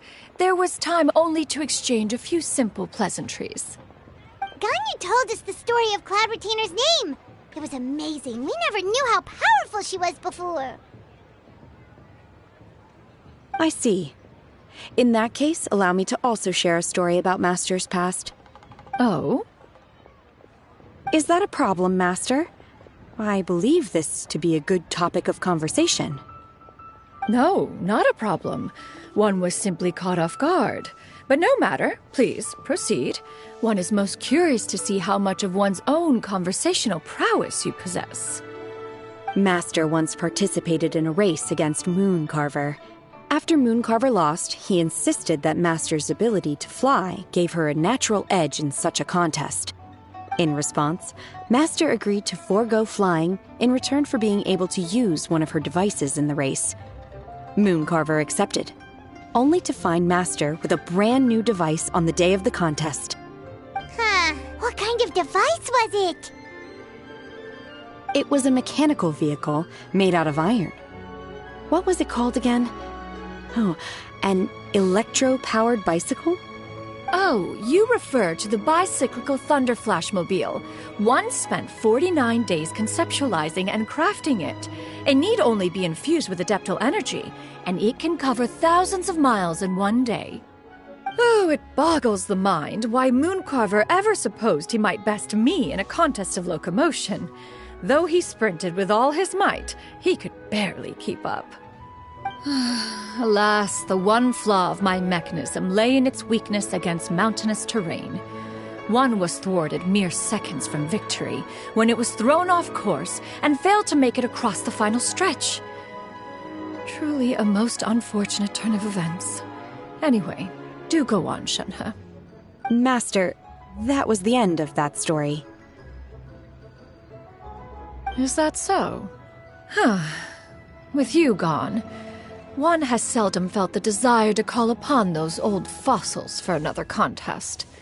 What is a race without spectators, after all? Have you been lonely, Master? Lonely? Huh. At one's age, entire human generations come and go in the blink of an eye. Even one's own self-directed musings can span several days and nights. 'Tis a most foreign sentiment. The mere mention of it is preposterous.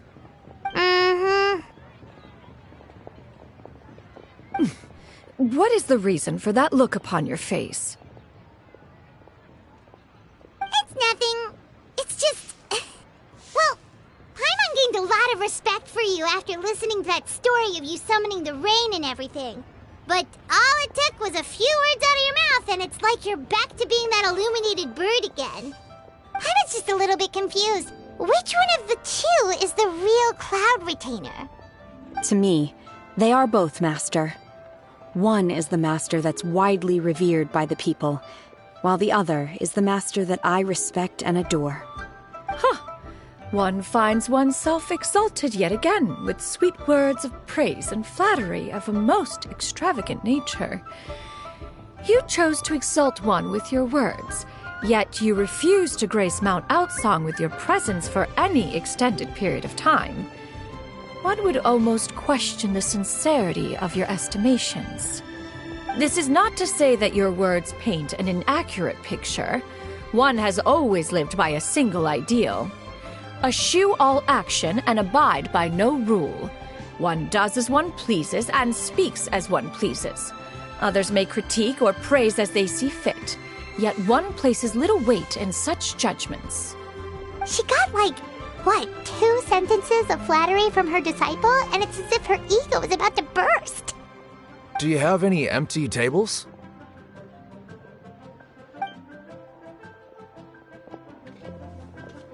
Hey there, could we get another fish stew?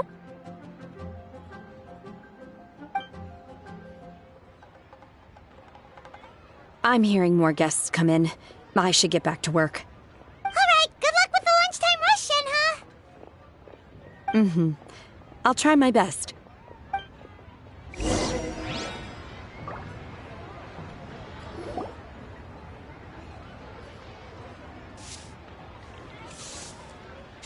So much yummy food! Paimon's gonna feast!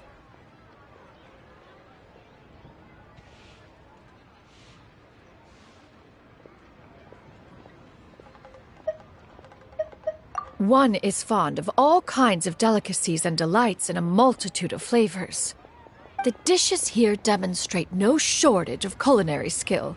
Their unique flavor profile has left one more than satisfied. In fact, one has been struck by quite the fit of inspiration. One has already begun to conceptualize the next generation of supreme cuisine machines. Everything's so tasty! A bit too hot at times, but still super tasty. I'm sorry, miss, but our tables are full. Shall we try somewhere else, Granny? But it smells so delightful. Can we really not eat here? My poor legs can't go on for much longer. Well, you could always check with some of the other guests and see if anyone's happy to share a table. Okay, I'll ask around.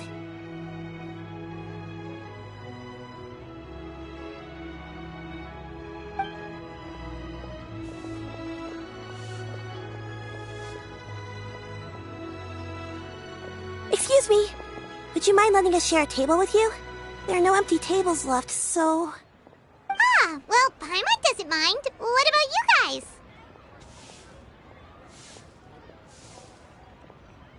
Great! Thanks so much. My name is Xianyun, and this is my granny, Yuendai. Granny? Yep. Is there something wrong with that? No, Paimon's just a bit surprised. She looks so young. Yeah, a lot of people compliment Granny on her youthful looks, but she's actually much older than she appears.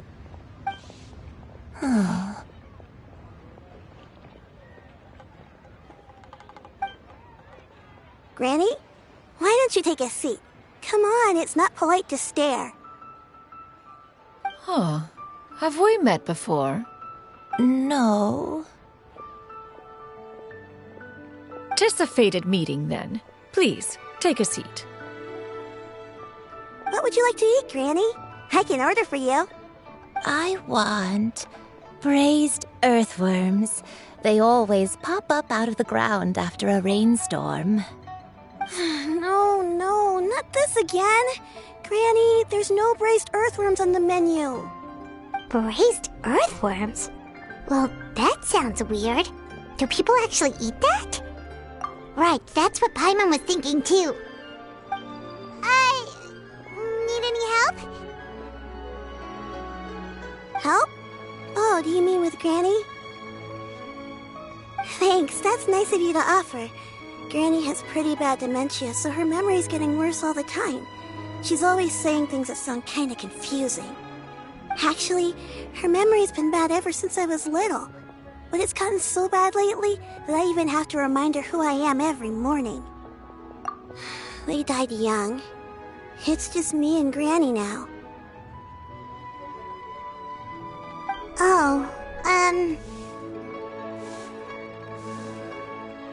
But it's okay. Don't feel bad. Granny loves me a lot, and I love her a lot too. Sure, it's hard at times, but you just gotta make the best of the life you've got. Wow, you're really tough for your age, kid.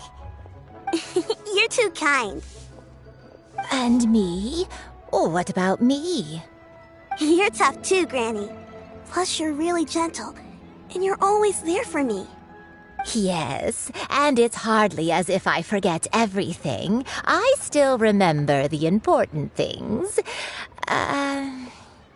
Wait, what was that really important thing again? Ah, I remember now. It was a dream. I had a dream where everything was dark. Someone was standing in front of me. She told me to come and find her, and that once I'd found her, I would be free. Huh? That sounds super important. But how come you've never told me about it before? It was just a dream, so I forgot about it. But I'm in a good mood now, and somehow I remembered it again. You know, I believe I've had this dream a great many times. But just how many times have I had it? Now that I do not remember. Wait, so you have a reoccurring dream where someone's talking to you? That sounds spooky. Oh, does that mean you're possessed?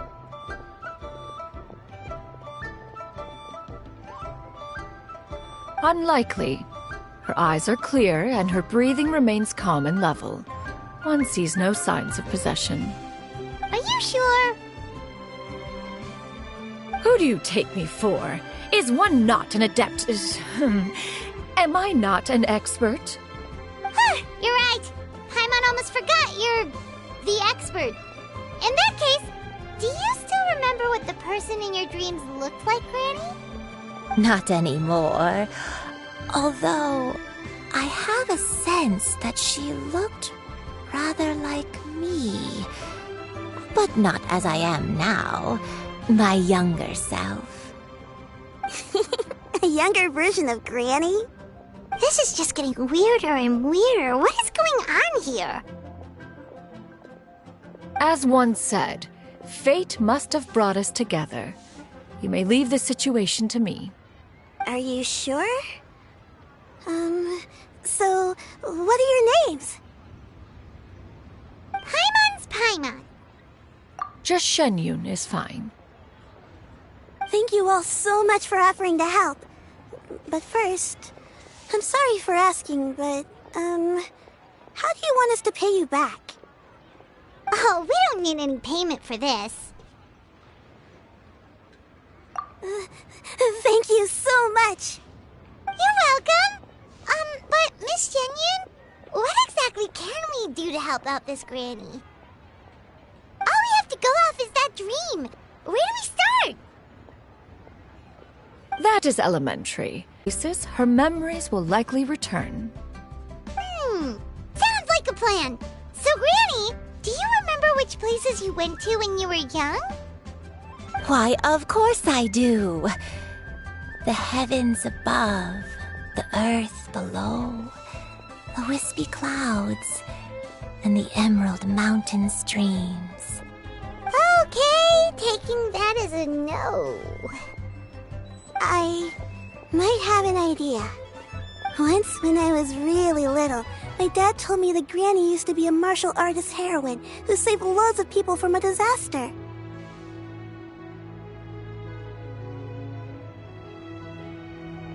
If it's true, then maybe they wrote about it in the history books or something.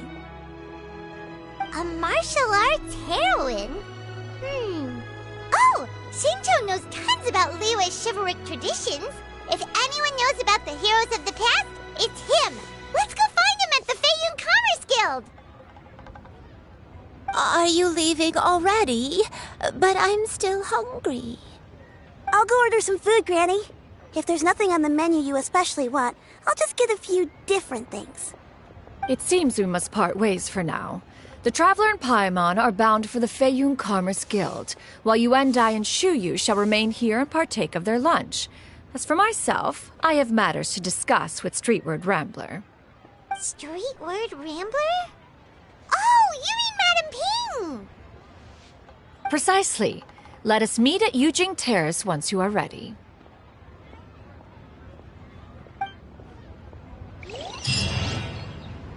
Always wanted to try this place. Everyone, please, eat to your heart's content. Today is my treat.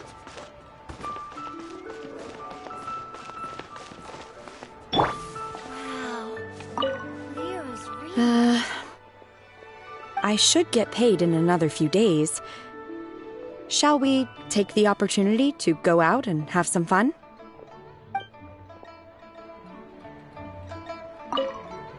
I should get paid in... Cheap and tasty chop suey! Always wanted to try this place.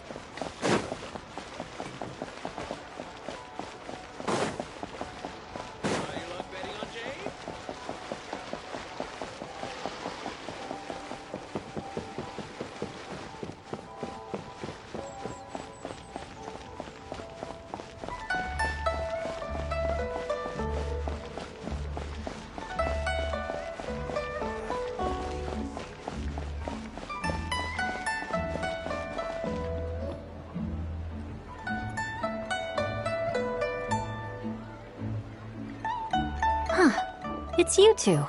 What brings you here? Shincho! Great, we found you! We wanted to ask you about something.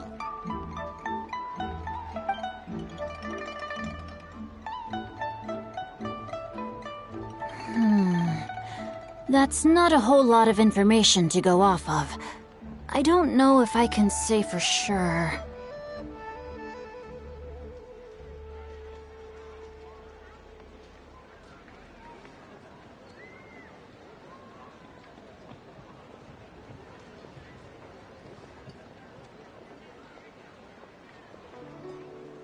I can't pinpoint her identity from your description alone, but considering her age, I am reminded of a nameless heroine who's been featured in various chivalric novels. Nameless heroine? That's right. The novels often speak of a great drought from 50 years ago. As the people suffered, a nameless heroine appeared and began to clear away evil spirits and bandit camps. The people idolized her, but never learned her name. All they knew was that she always acted alone. Later, though, she supposedly fell in love with a similarly noble-minded exorcist from Mount Tianheng. They were well matched in more ways than one, often fighting together as a fearsome duo of otherworldly strength. After the drought ended, the heroine and the exorcist left the public eye and began living a reclusive life in the mountains. All that remained were tales of her incredible accomplishments. The way this nameless heroine faded from fame into obscurity later in life is not too dissimilar from Miss Yuendai. I hope that's somewhat helpful. Thanks a lot, Shincho. We knew it'd be worth talking to you. It's nothing at all. Just something I came across while reading. I did do a bit of extra research on her story, but it was just out of personal curiosity. Well, Paimon still thinks that's super cool. Oh, wait, Shincho, if you've read up on her, do you know of any places often associated with her? Let me think. In the novels, the nameless heroine always appeared near one of 3 places. Wangshu Inn, the area just north of Jueyun Karst, and Qingyun Peak. Perhaps the real-life heroine who inspired the character was also often seen near those 3 places. That would explain why those locations appear in the various novels written about. You're welcome. To be honest, I found some parts of the story confusing when I first came across it. If Miss Yuendai was indeed the original inspiration for the character, she may just be able to help me put the pieces together. It's rare for a chivalric hero to fade into obscurity during their lifetime, even after retiring from the public eye. But no one ever saw or heard from the nameless heroine again. There were even rumors that she became extremely ill. I've never understood why someone would go to such lengths to erase themselves from public memory. It's almost as if she was trying to hide from something. There's probably far more to the story than what's been written. We'll be sure to tell you if we manage to uncover the truth. That's a deal. Perhaps, behind the truth of it all, there lies a story more fantastical than any work of fiction. Paimon feels like we just learned so much from Shincho. A drought, a nameless heroine, a life of seclusion. Wait, why does the story sound super familiar? Oh, right! There's a drought in this story, too! Shincho, are droughts super common in Liyue or something? Well, they used to be. But people have long since developed methods to prevent them, like by cultivating the soil or digging canals.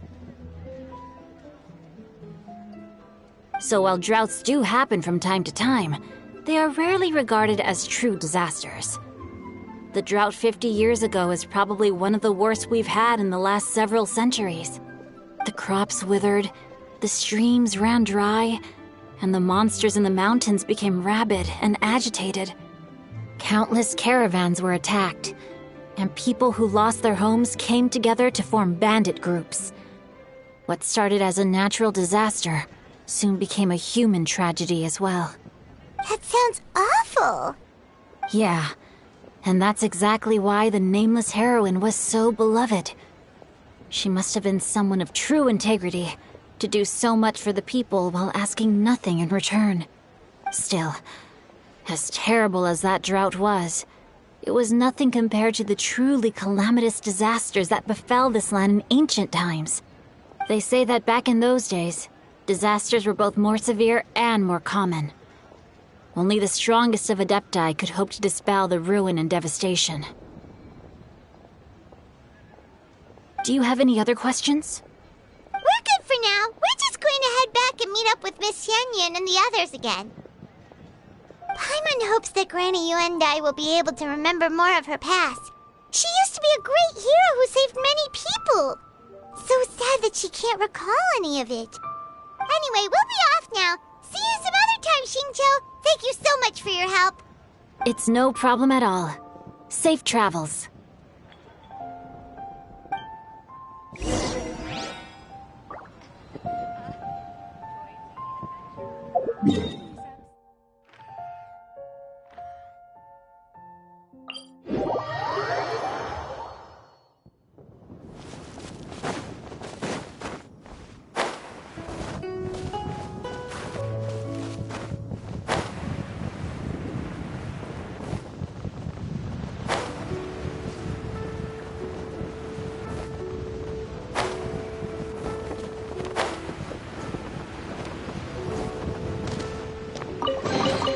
I'll keep this close.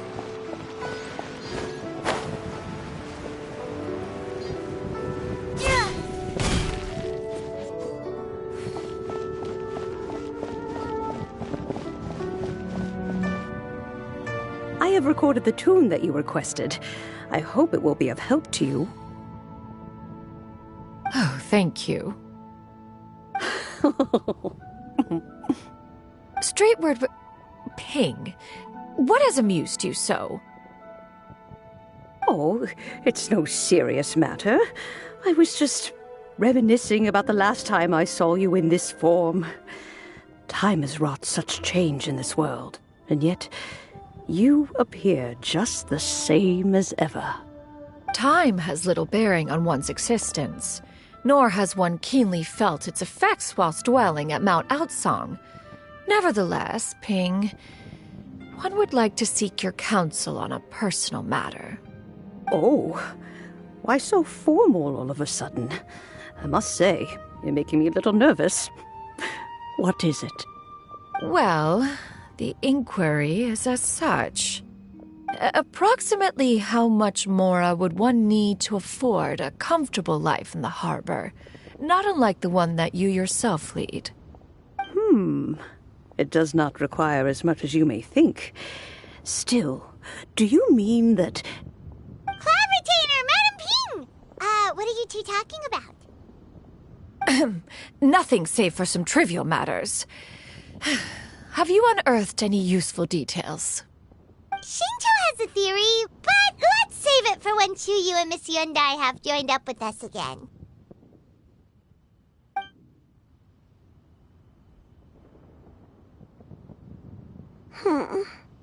Do not be troubled, young lady. Here, have some tea. Thank you so much. What do you think, Chuyu? Does it match up with what you know of your granny? According to the story, the nameless heroine eventually fell in love with an exorcist from Mount Tianheng. Maybe that's my grandpa.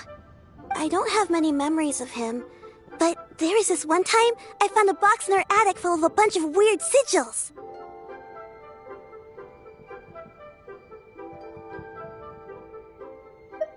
I think so too. Granny might remember something once she's returned to a familiar place. What marvelous tea. I can taste the dew's sweetness in this cup. It's as if I was taking a stroll in the mountains, thoroughly one with nature and at peace. Is that so? Then please drink as much as you like. There's no need to hurry. At our age, it's always nice to slow down and take the time to appreciate pleasant conversation among friends. Thank you.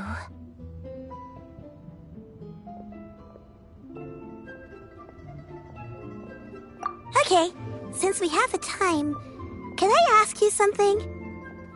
Sure thing. What would you like to know? I have a secret I want to tell you. Let's go talk over there.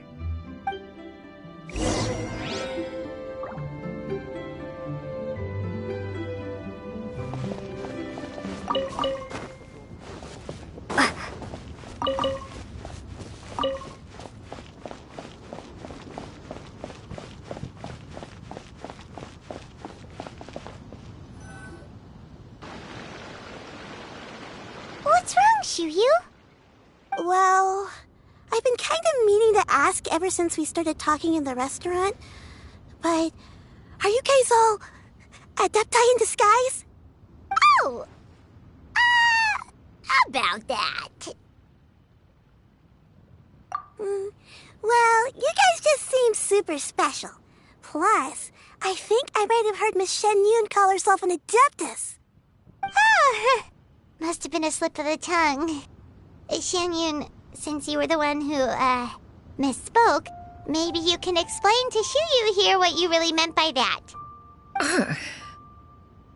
One is indeed an adeptus. Is that of some concern to you? Huh? I knew it. Well, one time when I was a little kid, I saw a pure white illuminated crane. I had this super high fever, and Granny wasn't around. I was feeling all icky and gross. But then this snowy white crane flew down from the sky. She put me on her back and flew me to her cool Adeptus house and fed me some sort of magic potion. When I woke up, I was already back in my bed and my fever was gone. I really wanted to thank her, but I was too sleepy to stay awake, so I never got the chance. So, I just kind of wanted to ask if maybe any of you have ever met an Adeptus like that? A pure white illuminated crane? The only two we've ever met are blue and white and black and brown. Have you ever met one that's pure white, Cloud Retainer? Never has one met an adeptus with such features. One surmises such a description is but a hyperbolic embellishment that oft results from narrative accounts. That's weird. Was it really just a dream then? Well, even if it was just in my head, it doesn't matter that much anyway. All I really want is to help Granny recover her memories. I'm really grateful for all your help. Leave it to us! Now that we know the 3 locations, we just need to visit them one by one. Let's go to Wangshu Inn first. Okay, I'll go get Granny.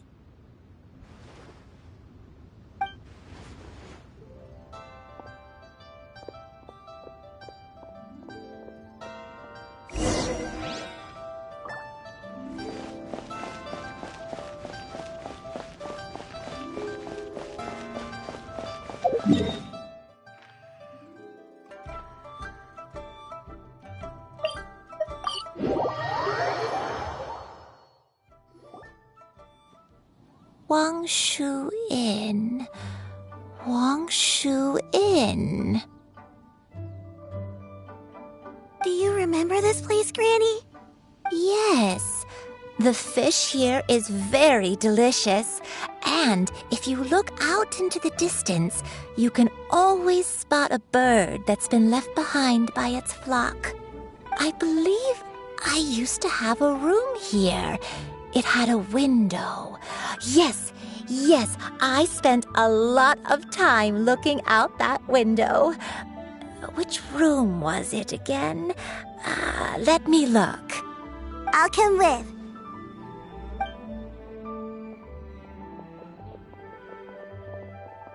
Paimon's still having some trouble understanding what she's talking about, but if she's so familiar with this place, that must mean she lived here, right? Wait, huh? Whoa! Shao! What are you doing here all of a sudden? You scared the living daylights out of Paimon! I sensed a non-human presence and decided to come take a look. If you're here, then there's likely no trouble afoot. I suppose there's no cause for concern. It's been a while, Cloud Retainer. I see you have returned to your previous form. I have indeed. I fought alongside her in this form on many occasions during the Archon War. Oh, wow! What was she like during the war? Oh, wait, let Paimon take a guess. Was it anything like this?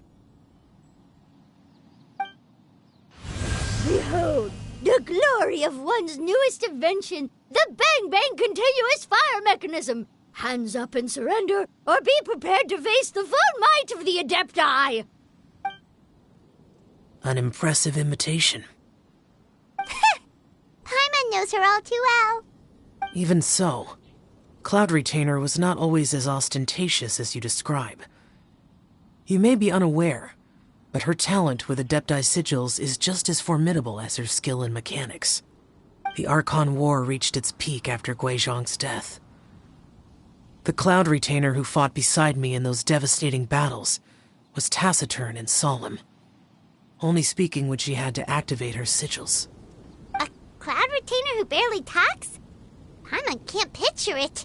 But what happened after that? If you were so powerful in your human form, why did you decide to take up your bird form again?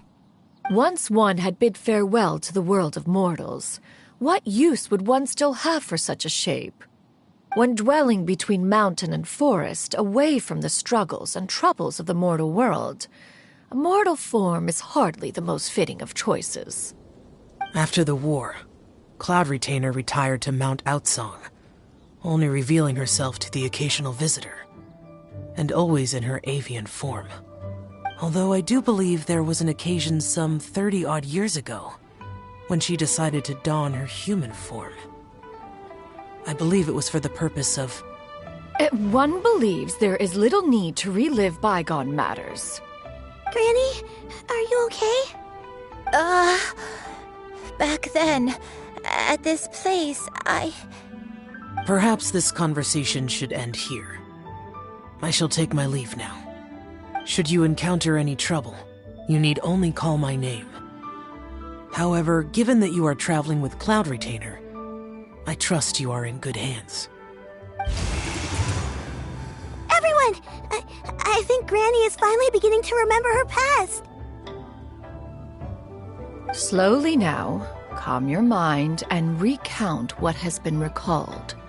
A long time ago, I stayed here to recuperate from my illness. Huh. So what Shinjo said was true! You did fall ill! Was that why you went into hiding? I don't remember. I'm very sorry, but I can't even remember the name of my illness. The only thing I can remember is that it took a great toll on me, and there was no cure for it. I was confined to my room in Wangshu Inn, where I spent many days unconscious. I'd come to every once in a while and stare at the migrating birds outside the window. It was a solemn sight. I remember crying, but I'm not even sure I knew why. One day, I met a traveling merchant. Upon hearing of my illness, he sold me a bottle of soul-revitalizing tea pills. He told me that the pills were concocted using Adepti blood and could be used to alleviate my symptoms. Sure enough, I made a full recovery. My illness remained dormant for several decades after that.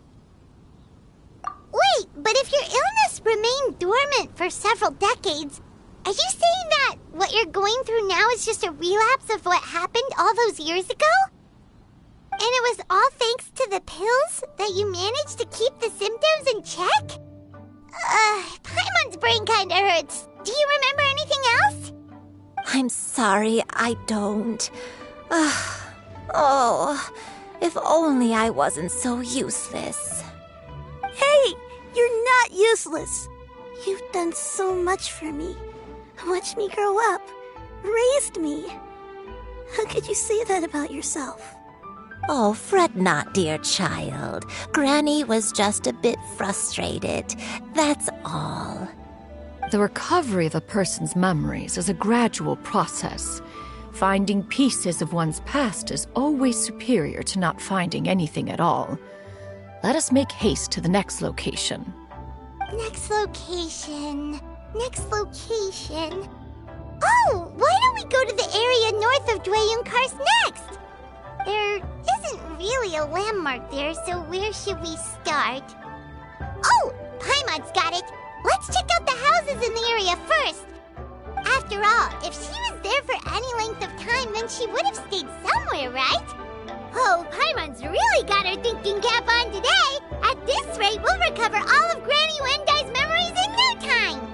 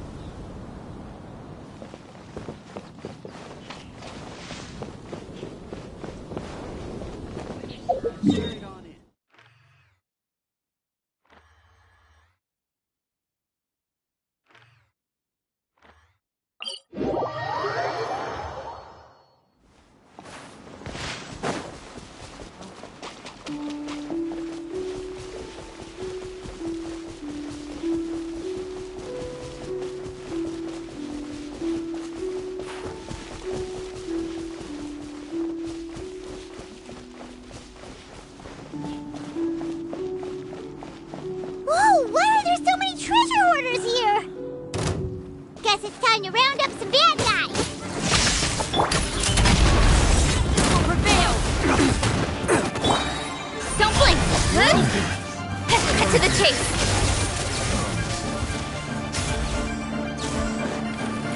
Incoming. The hunter.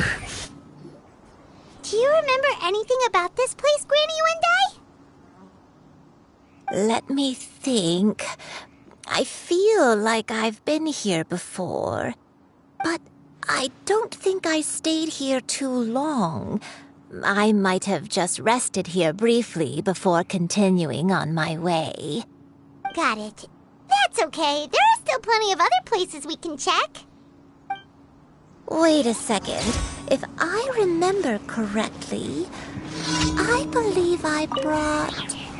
Ah, yes. I brought some sweet snacks with me. Go on, take some. You need to eat a lot if you want to grow big and strong. Oh, thank you. Then Paimon will help herself. Don't blink. That was below par. Nowhere to hide.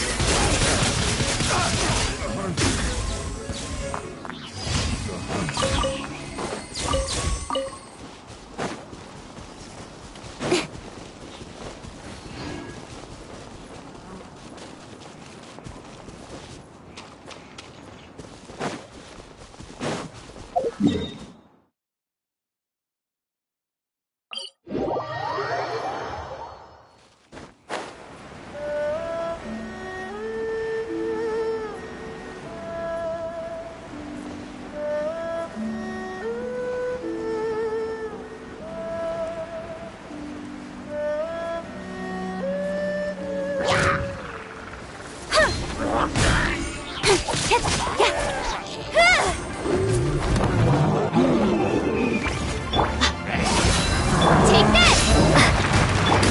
You asked for it! Drop your weapons! Incoming! With sword comes shadow. Don't blink!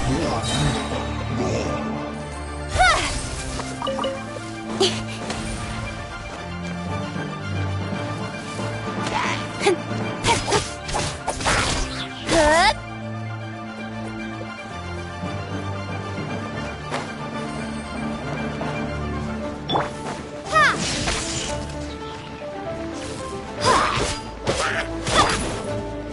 Final warning!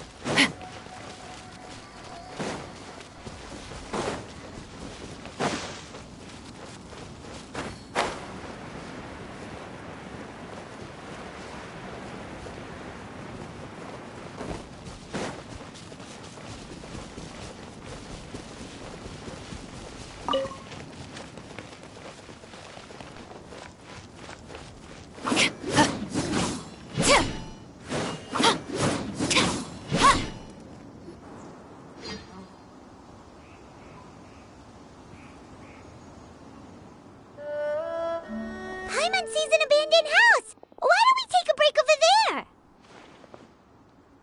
This place. It's...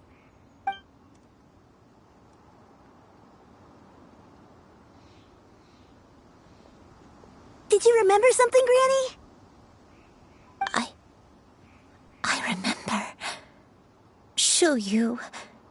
This is where your father was born. It was a moonless night.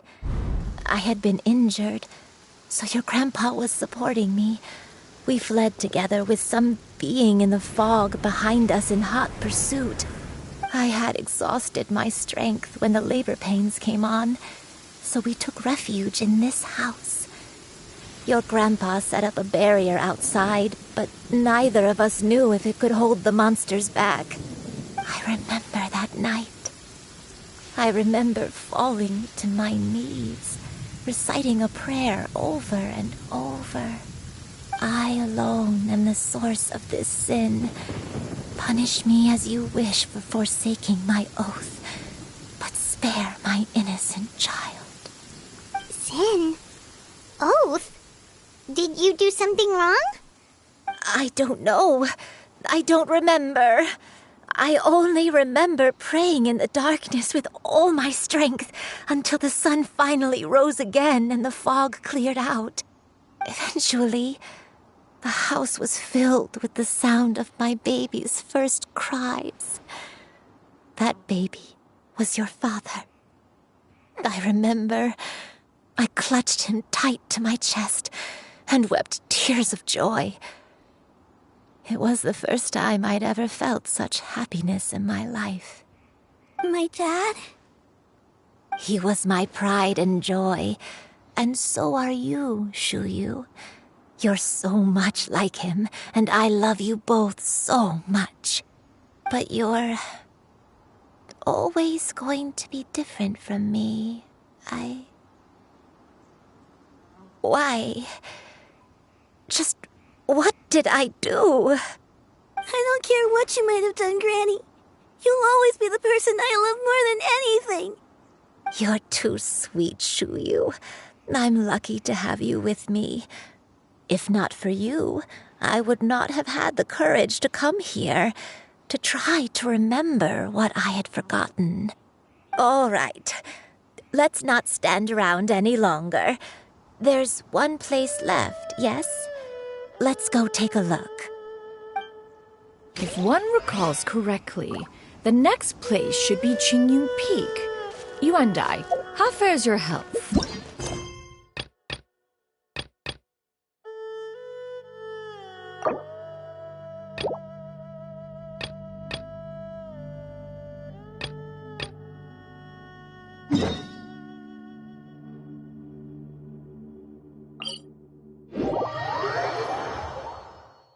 I may be a bit slow, but I'll do my best to keep up. I'm sorry to keep everyone waiting. Climb on. I shall carry you to the top. Oh, such lightness of weight. All those who grow old grow frail in the end, do they not? First, you lose your memory, then your health. Eventually, you end up losing everything. My only wish is to depart this world with a lucid mind, to free myself of this torment and the burden it places upon others. Fret not. You have my aid in this endeavor.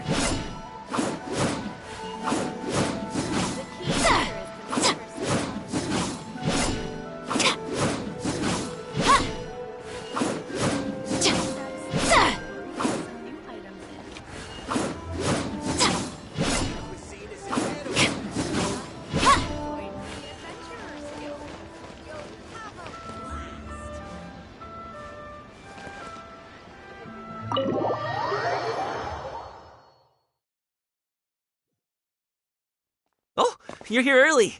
I just ordered. The food should be out in a second. Sit down, sit down. Let's all take a seat. Here, hand me your cups.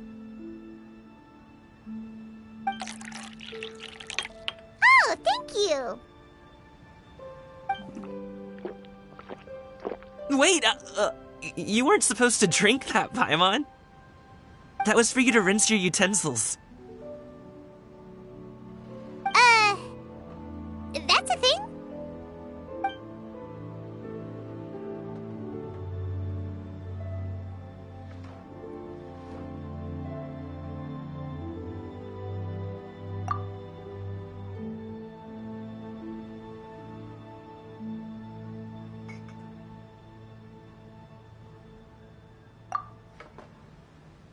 Wow, so much delicious food! Do you really eat all this just for breakfast? That's just how we do it where I'm from. Most of the time, though, I don't eat lunch after dim sum. Oh, that's good to hear. Paimon doesn't need to worry about holding back then. Eat! If it's not enough, we can always order more. Oh, and there's tong soy coming as well. I don't usually have that in the morning, but, well, since everyone's here, I just had to order it. What about you, Traveler? Is the food to your liking? Want some more seafood congee? Let me refill your bowl. Paimon's gonna take you up on that. Fill it up nice and full and make sure she gets a few extra shrimp. Thanks!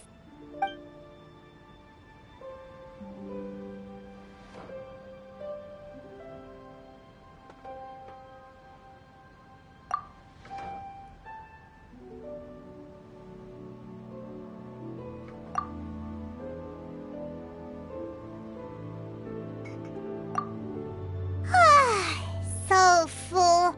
That meal was so satisfying, it even gave Paimon some extra brain juice. Oh, listen! Paimon's figured it out.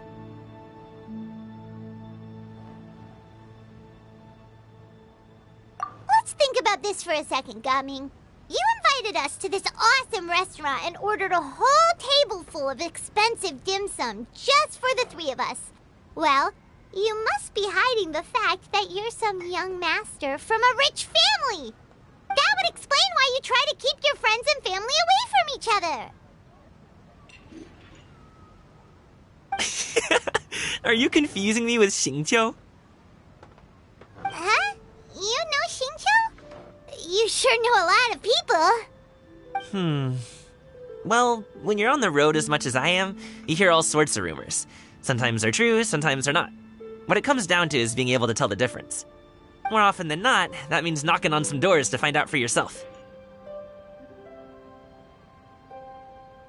Oh, you truly are a man of many talents, young Master Gaming. Okay, enough with the teasing. Sorry to burst your bubble, Paimon, but you're wrong about my family situation. What? Oh, Paimon thought she was onto something there. My dad is just an ordinary tea merchant. Small-scale stuff, you know? It wouldn't even make sense to mention his business in the same breath as the Xianyun Commerce Guild. My dad... he always wanted me to inherit the family business, to be a merchant like him. But that's just not who I am. It's not who I ever wanted to be.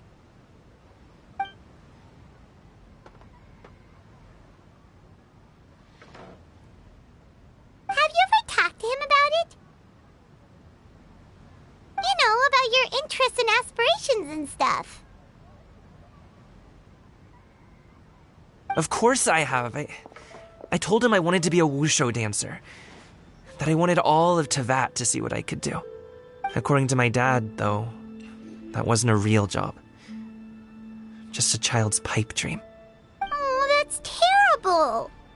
I'm sure he thought I would come around eventually, but wushu dancing has always been the only thing I wanted to do. One day, he tried to get me to visit some other tea merchants to start building the right relationships, but I refused to go. We got into a huge fight. We were this close to throwing hands. In the end, I was so angry that I ran away from home. I haven't been back since. Don't get on my case just yet, okay? It's not like I think I'm completely without fault. No, I know that it wasn't the right way to go about things. But my dad's stubborn. No matter how hard I tried to convince him, it just went in one ear and out the other. There was no changing his mind. I knew talking would only get me so far, but if I made it big in Liyue Harbor, the results could speak for themselves. Gaming. But I'm sure you both already know how that's going. Wushu dancing's just not that big in Liyue Harbor. In the past, I would go door to door from store to store, asking if they would be interested in hiring a performer. Most times, I wound up eating nothing but humble pie. And you can't just rely on dreams to put food on the table, right? So, I found a job as a guard to make some money. And now I have enough to get by and then some. Still, change takes time. Gotta take it slow, you know? Paimon understands. Okay, enough of all that serious talk. Our tea's getting cold. Ooh, let's do something fun this afternoon. What do you say, huh? I'll organize. Actually, we kinda already have plans this afternoon. We told Xianyun that we would go to her kite-making workshop.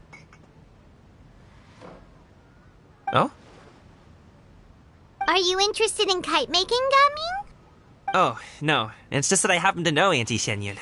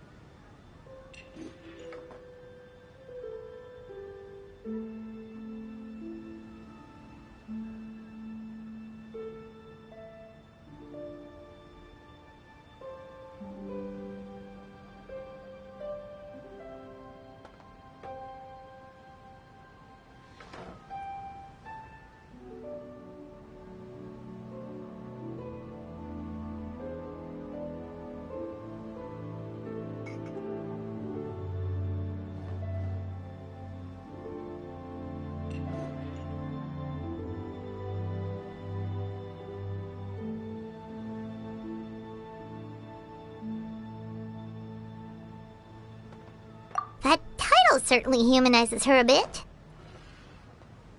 Oh, I know that she's an Adeptus. I met her during a delivery once. But hasn't she been in the city lately? She's even tried, with some limited success, to change her terms of self-address or something like that. She came to see me a few days ago to ask about luminescent dyes. Oh, wait a second. She doesn't plan on putting those on a kite, does she? Is that not something you can do?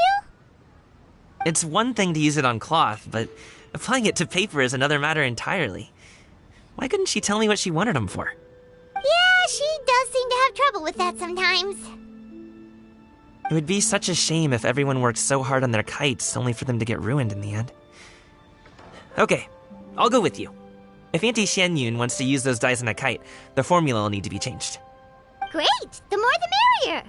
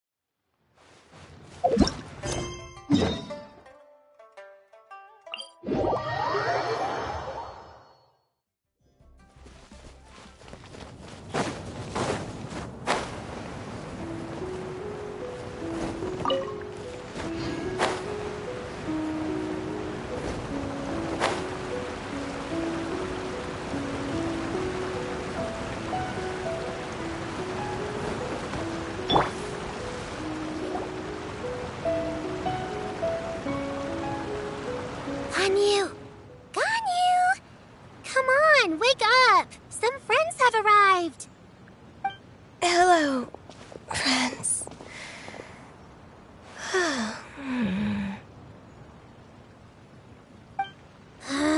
Ganyu! Oh, I have some mint oil. Perhaps we should try that. A guest at Wanmin Restaurant recommended it to me. I've tried it.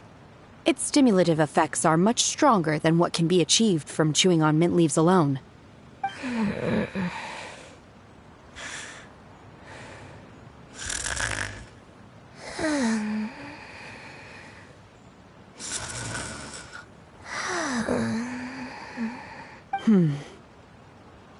Apologies in advance. Wait! Shenhe? Not there!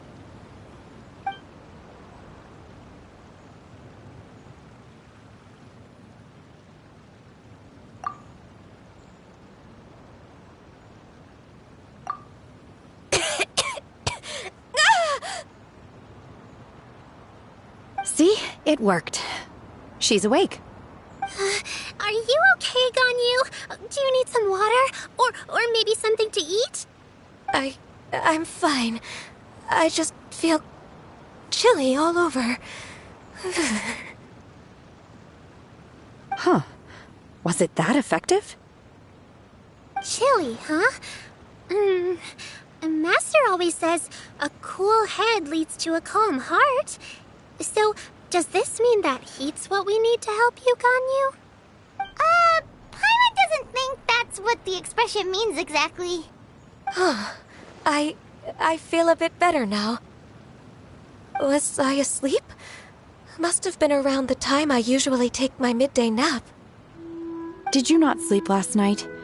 That does seem to happen to you often. Perhaps you should come work at Wanmin Restaurant with me. We get off at 10 on the dot every night without fail. I could never. I'm sorry. I seem to have missed your name. You are... Me? My name is Gaming. I work as a guard for the Secure Transport Agency. Gaming. The name sounds familiar. I believe I've heard your name mentioned around the Ministry of Civil Affairs. People tell me you're an extremely enthusiastic worker, and you are very generous with your help.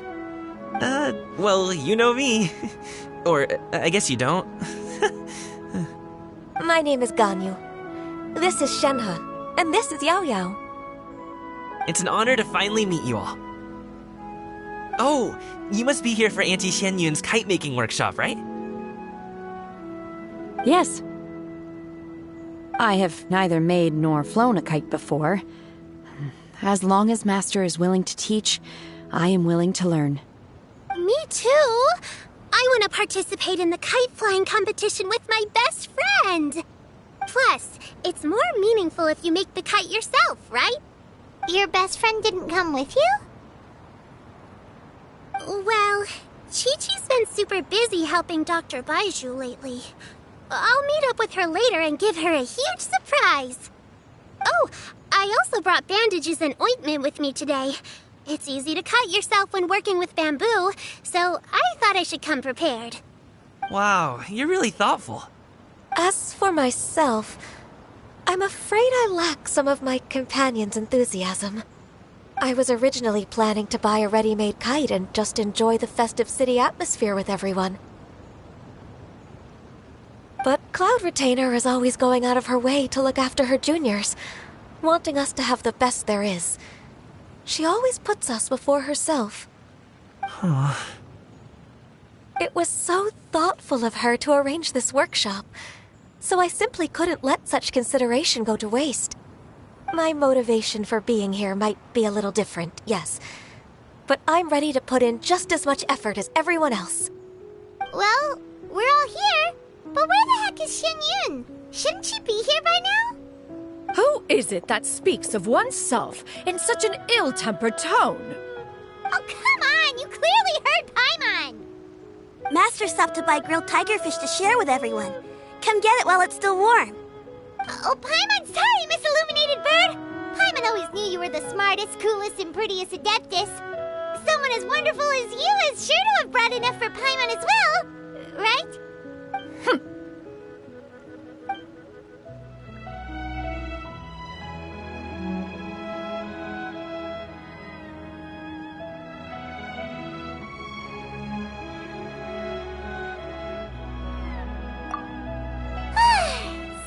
delicious. Paimon's life is complete. It appears that we've ended up with quite a few participants indeed. Go ahead and divide yourselves into small groups. The materials are over here. The regular dyes and luminescent ones have been clearly marked. Use them as you see fit. As for how to make the kite, one assumes you all made sure to listen to the instructions one provided while we were eating. Yes? Are there any questions? Paimon may have focused a little too hard on the eating and less on the listening. Paimon knew she could count on you, Traveler. One will wait under this tree and avail oneself of the cool air while one digests. Do not hesitate to seek one's company if you have any trouble, questions, or simply want to chat. We're not in any hurry to get started. Why don't we go see what the others are up to?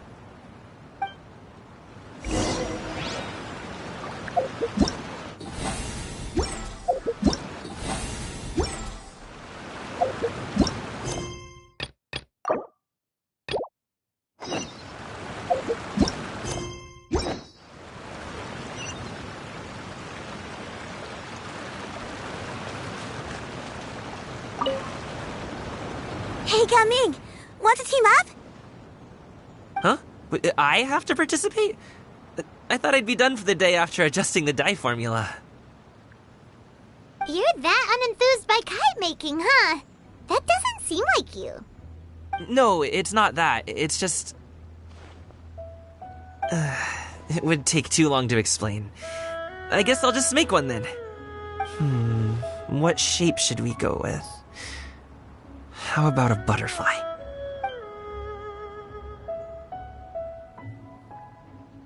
What do you think, Xiyu? Is there a particular design you want? I want a Swanee! That might be a little hard to pull off. True, but I still want to try. They're super cute. Okay, it's decided then.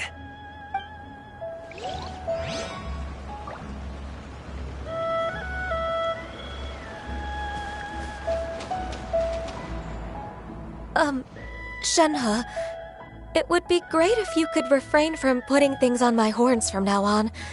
They're really quite sensitive. I see. My apologies. I shall remember that in the future. Thank you. No harm done. Good. Could I touch them just once more, though? No oil or anything this time. I've just always wondered what Miss Ganyu's horns feel like. Huh? Please, I told you. Just call me Ganyu. Well, all right. Just be gentle. Firm to the touch with no discernible temperature. Oh, not unlike certain medicinal plants I've eaten before. Still, Ganyu appears to be shaking like a cat whose whiskers have just been touched. I should stop.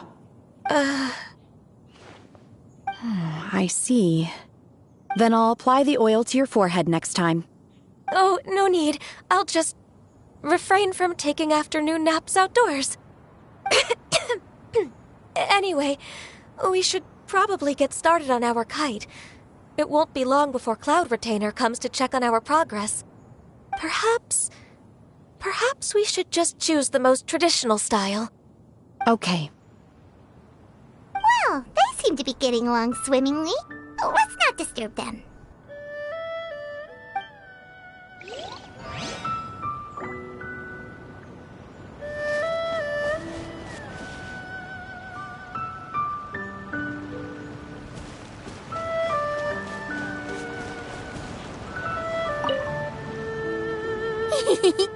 Auntie Cloud Retainer, look! Am I doing it right? Very good. Your frame is nice and sturdy. This design, is it a finch? Yep. One is looking forward to seeing your finished product. What color are you going to make it, Yao Yao? I haven't decided yet. If I make it blue, it'll be more like my friends. But if I make it gold, it'll be more like me. If you are asking for one's own opinion, one would advise choosing gold. When giving a gift, The key consideration is the recipient's feelings, is it not?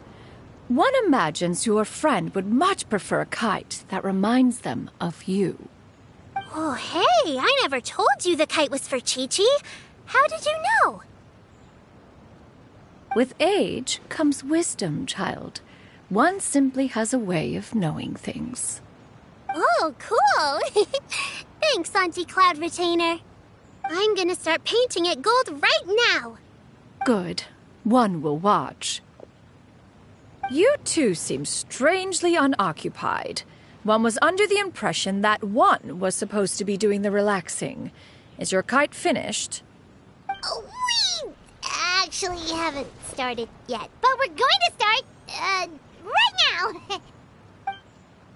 We should get started on our kite now. Let's go.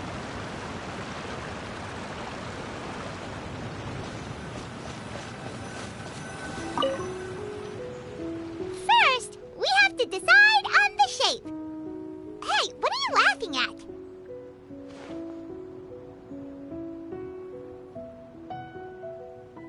Oh, that's not a completely crazy idea. If nothing else, a Paimon-shaped kite could at least make sure you never get lost on your travels and always find the tastiest food and funnest things to do wherever you go. Maybe we're not exercising enough artistic license. Ooh, we should exaggerate this a bit. How about this? The word Paimon means the guardian angel of travelers.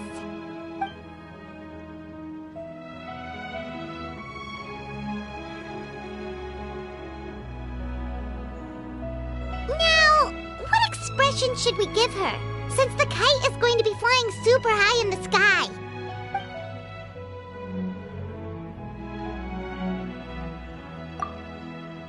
Ooh, like this? Ooh!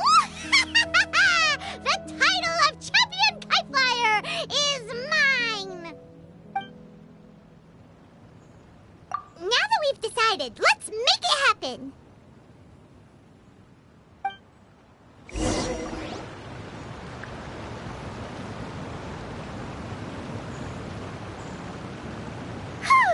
It's done! Paimon has to say, Kai Paimon might even rival real Paimon in terms of cuteness. Now we just have to attach the string, right? All right, gather around, everyone. Oh, Xianyun's calling us!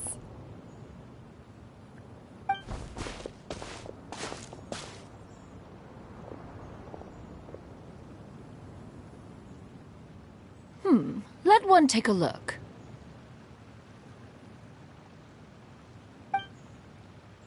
Wow!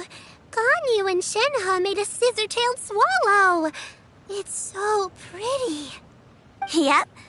The coloring makes it look a lot like Master. If the tail wasn't split in two like that, it might even be a spitting image. If you look closely, there are a few spots where the colors go outside the lines. Did you doze off while painting it, Ganyu? I did the painting. I stared at the paper for quite some time, but I simply could not recall the coloring of any bird. Except Master. Or should I say that I'm too familiar with her crane form? Even when she stands before us in human form, all I can see is blue and white.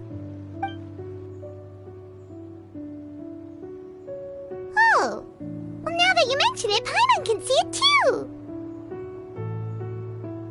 Exactly. So I simply closed my eyes and painted from memory. No way. You can paint with your eyes closed? Wow, the disciples of Adepti really are something.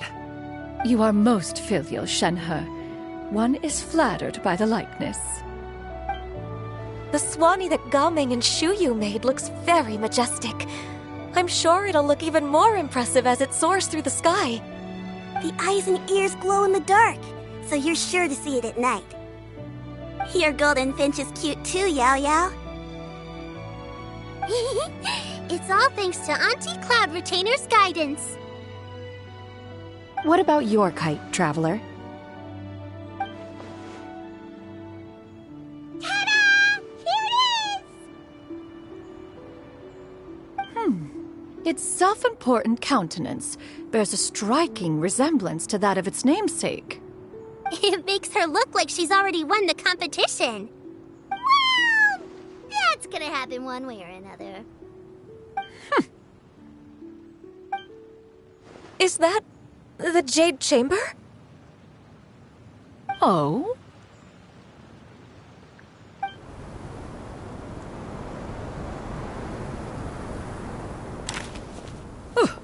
Who dares attempt such a flagrant display of impropriety by releasing a kite into one's territory without one's permission? Oh, and to do so by making use of this crude piece of mortal machinery. One simply must know who it is that possesses such impertinence. Continue attaching the strings, everyone. One will be but a moment. Cloud Retainer! Traveler, Paimon, could I trouble you to go after Cloud Retainer? Master's going to be okay, right? I'm more worried about the person who released the kite. There's wind up ahead! Looks like we can glide over!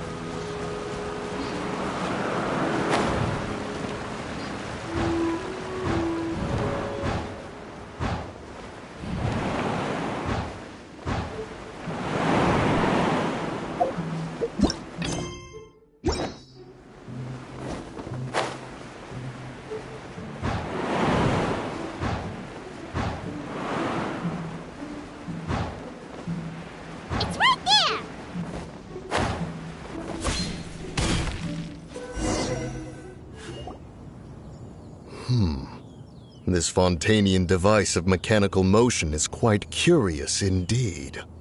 Now is hardly an opportune time for your musings. Someone among us was not sufficiently attentive, and now the kite has vanished. Calm yourself. Do you have any recollection of its last location? One believes it drifted in the direction of Mount Outsong. Perhaps it is mere happenstance, but one feels a certain sense of dread at the thought. Your concern is misplaced, surely. Cloud Retainer is either in the city looking after her disciples, or secluded in her abode attending to her research. She will not notice that kite.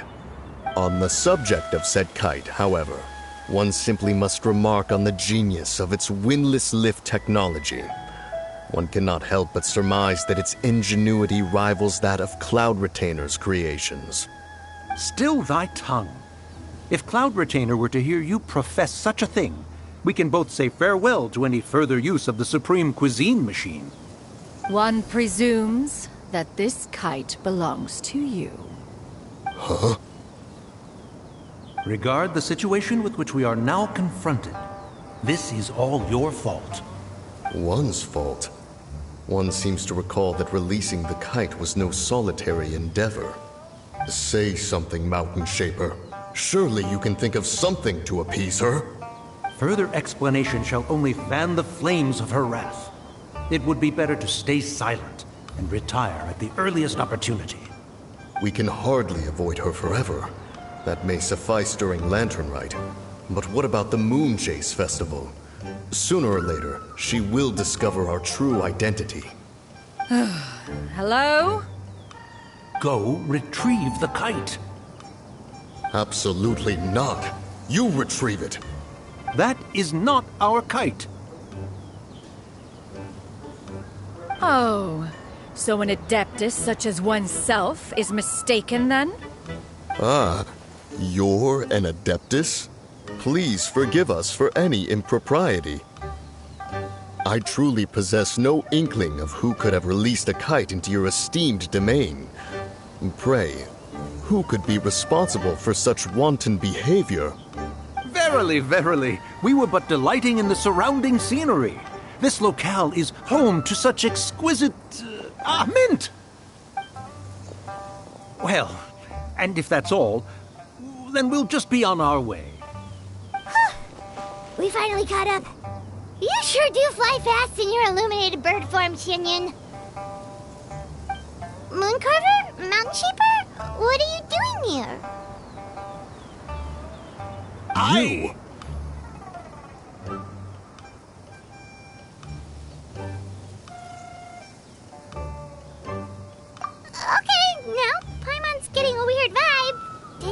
say something wrong? It is of no consequence. Long has one seen through their disguises. One was simply curious as to how long they would keep up the act. Then you are not angry? How could one feel anger at the sight of two old friends enjoying themselves? One is also well aware of how enticing these city novelties can be. We were simply consumed by a fit of festive spirit. Seldom do we get the opportunity to partake in the delights of the times. However, we are far from being as adept as you in matters that require a deftness of hand. No worthy kite could be born of our own making. Thus, we could only take the convenient route, so to speak. Your prowess in mechanics is unparalleled, Cloud Retainer. You wield the wind and waves themselves. Your singular talent stands unmatched across the land. Of this, we are well aware. One has guests to attend to. We will have to convene again some other time. Traveler, Paimon, do try to keep up. We're leaving already? Oh, all this flying from place to place is wearing Paimon out.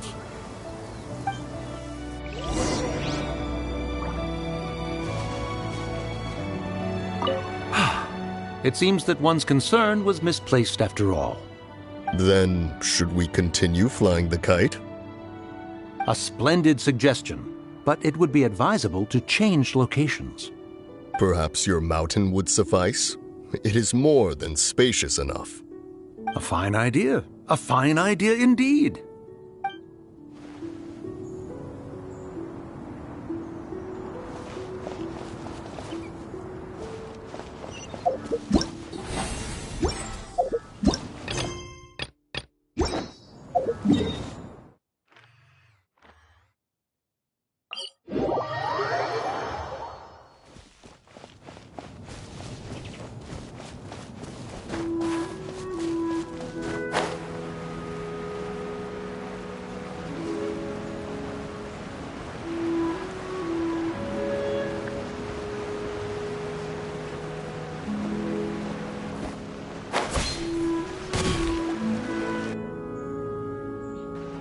They're back.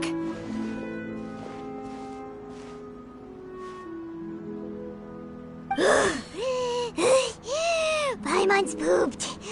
Why are there only two of you left? After you left, Yao Yao and Shu Yu tired themselves out playing with their kites. Gao Ming offered to escort them home. Before he left, he said something that I don't quite understand. Oh? What did he say? He said, a kite is always tied down no matter how far it flies or how high it soars. Its tether prevents it from ever truly flying free.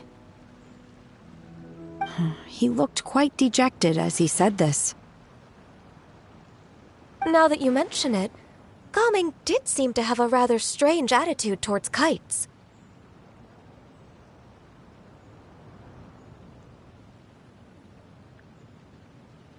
A reflection of himself. If I were a kite, I would cherish that tether as a symbol of kinship and the bonds that tie us and... Shenhe? It may be an exceedingly slim and distant connection, but lose it, and you lose that which links you to home. If Gao Ming truly sees a kite as a reflection of himself, then I fear I understand his words even less. Well, people often have different points of view depending on their mindset and experiences, right? It's actually quite normal. Just like some people can eat spicy food, but others won't go anywhere near it? Exactly. That's why tolerance and understanding are as important as they are. Tolerance and understanding? What brought about this conversation? Did one miss something? We were just chatting. You don't have to butt in on every little thing, you know. Where were you anyway? One was merely doing a bit of cooking. Night fast approaches. If you are otherwise unoccupied, one would entreat you to stay and eat before you depart. Oh, it's been so long since I've had the chance to enjoy your cooking, Cloud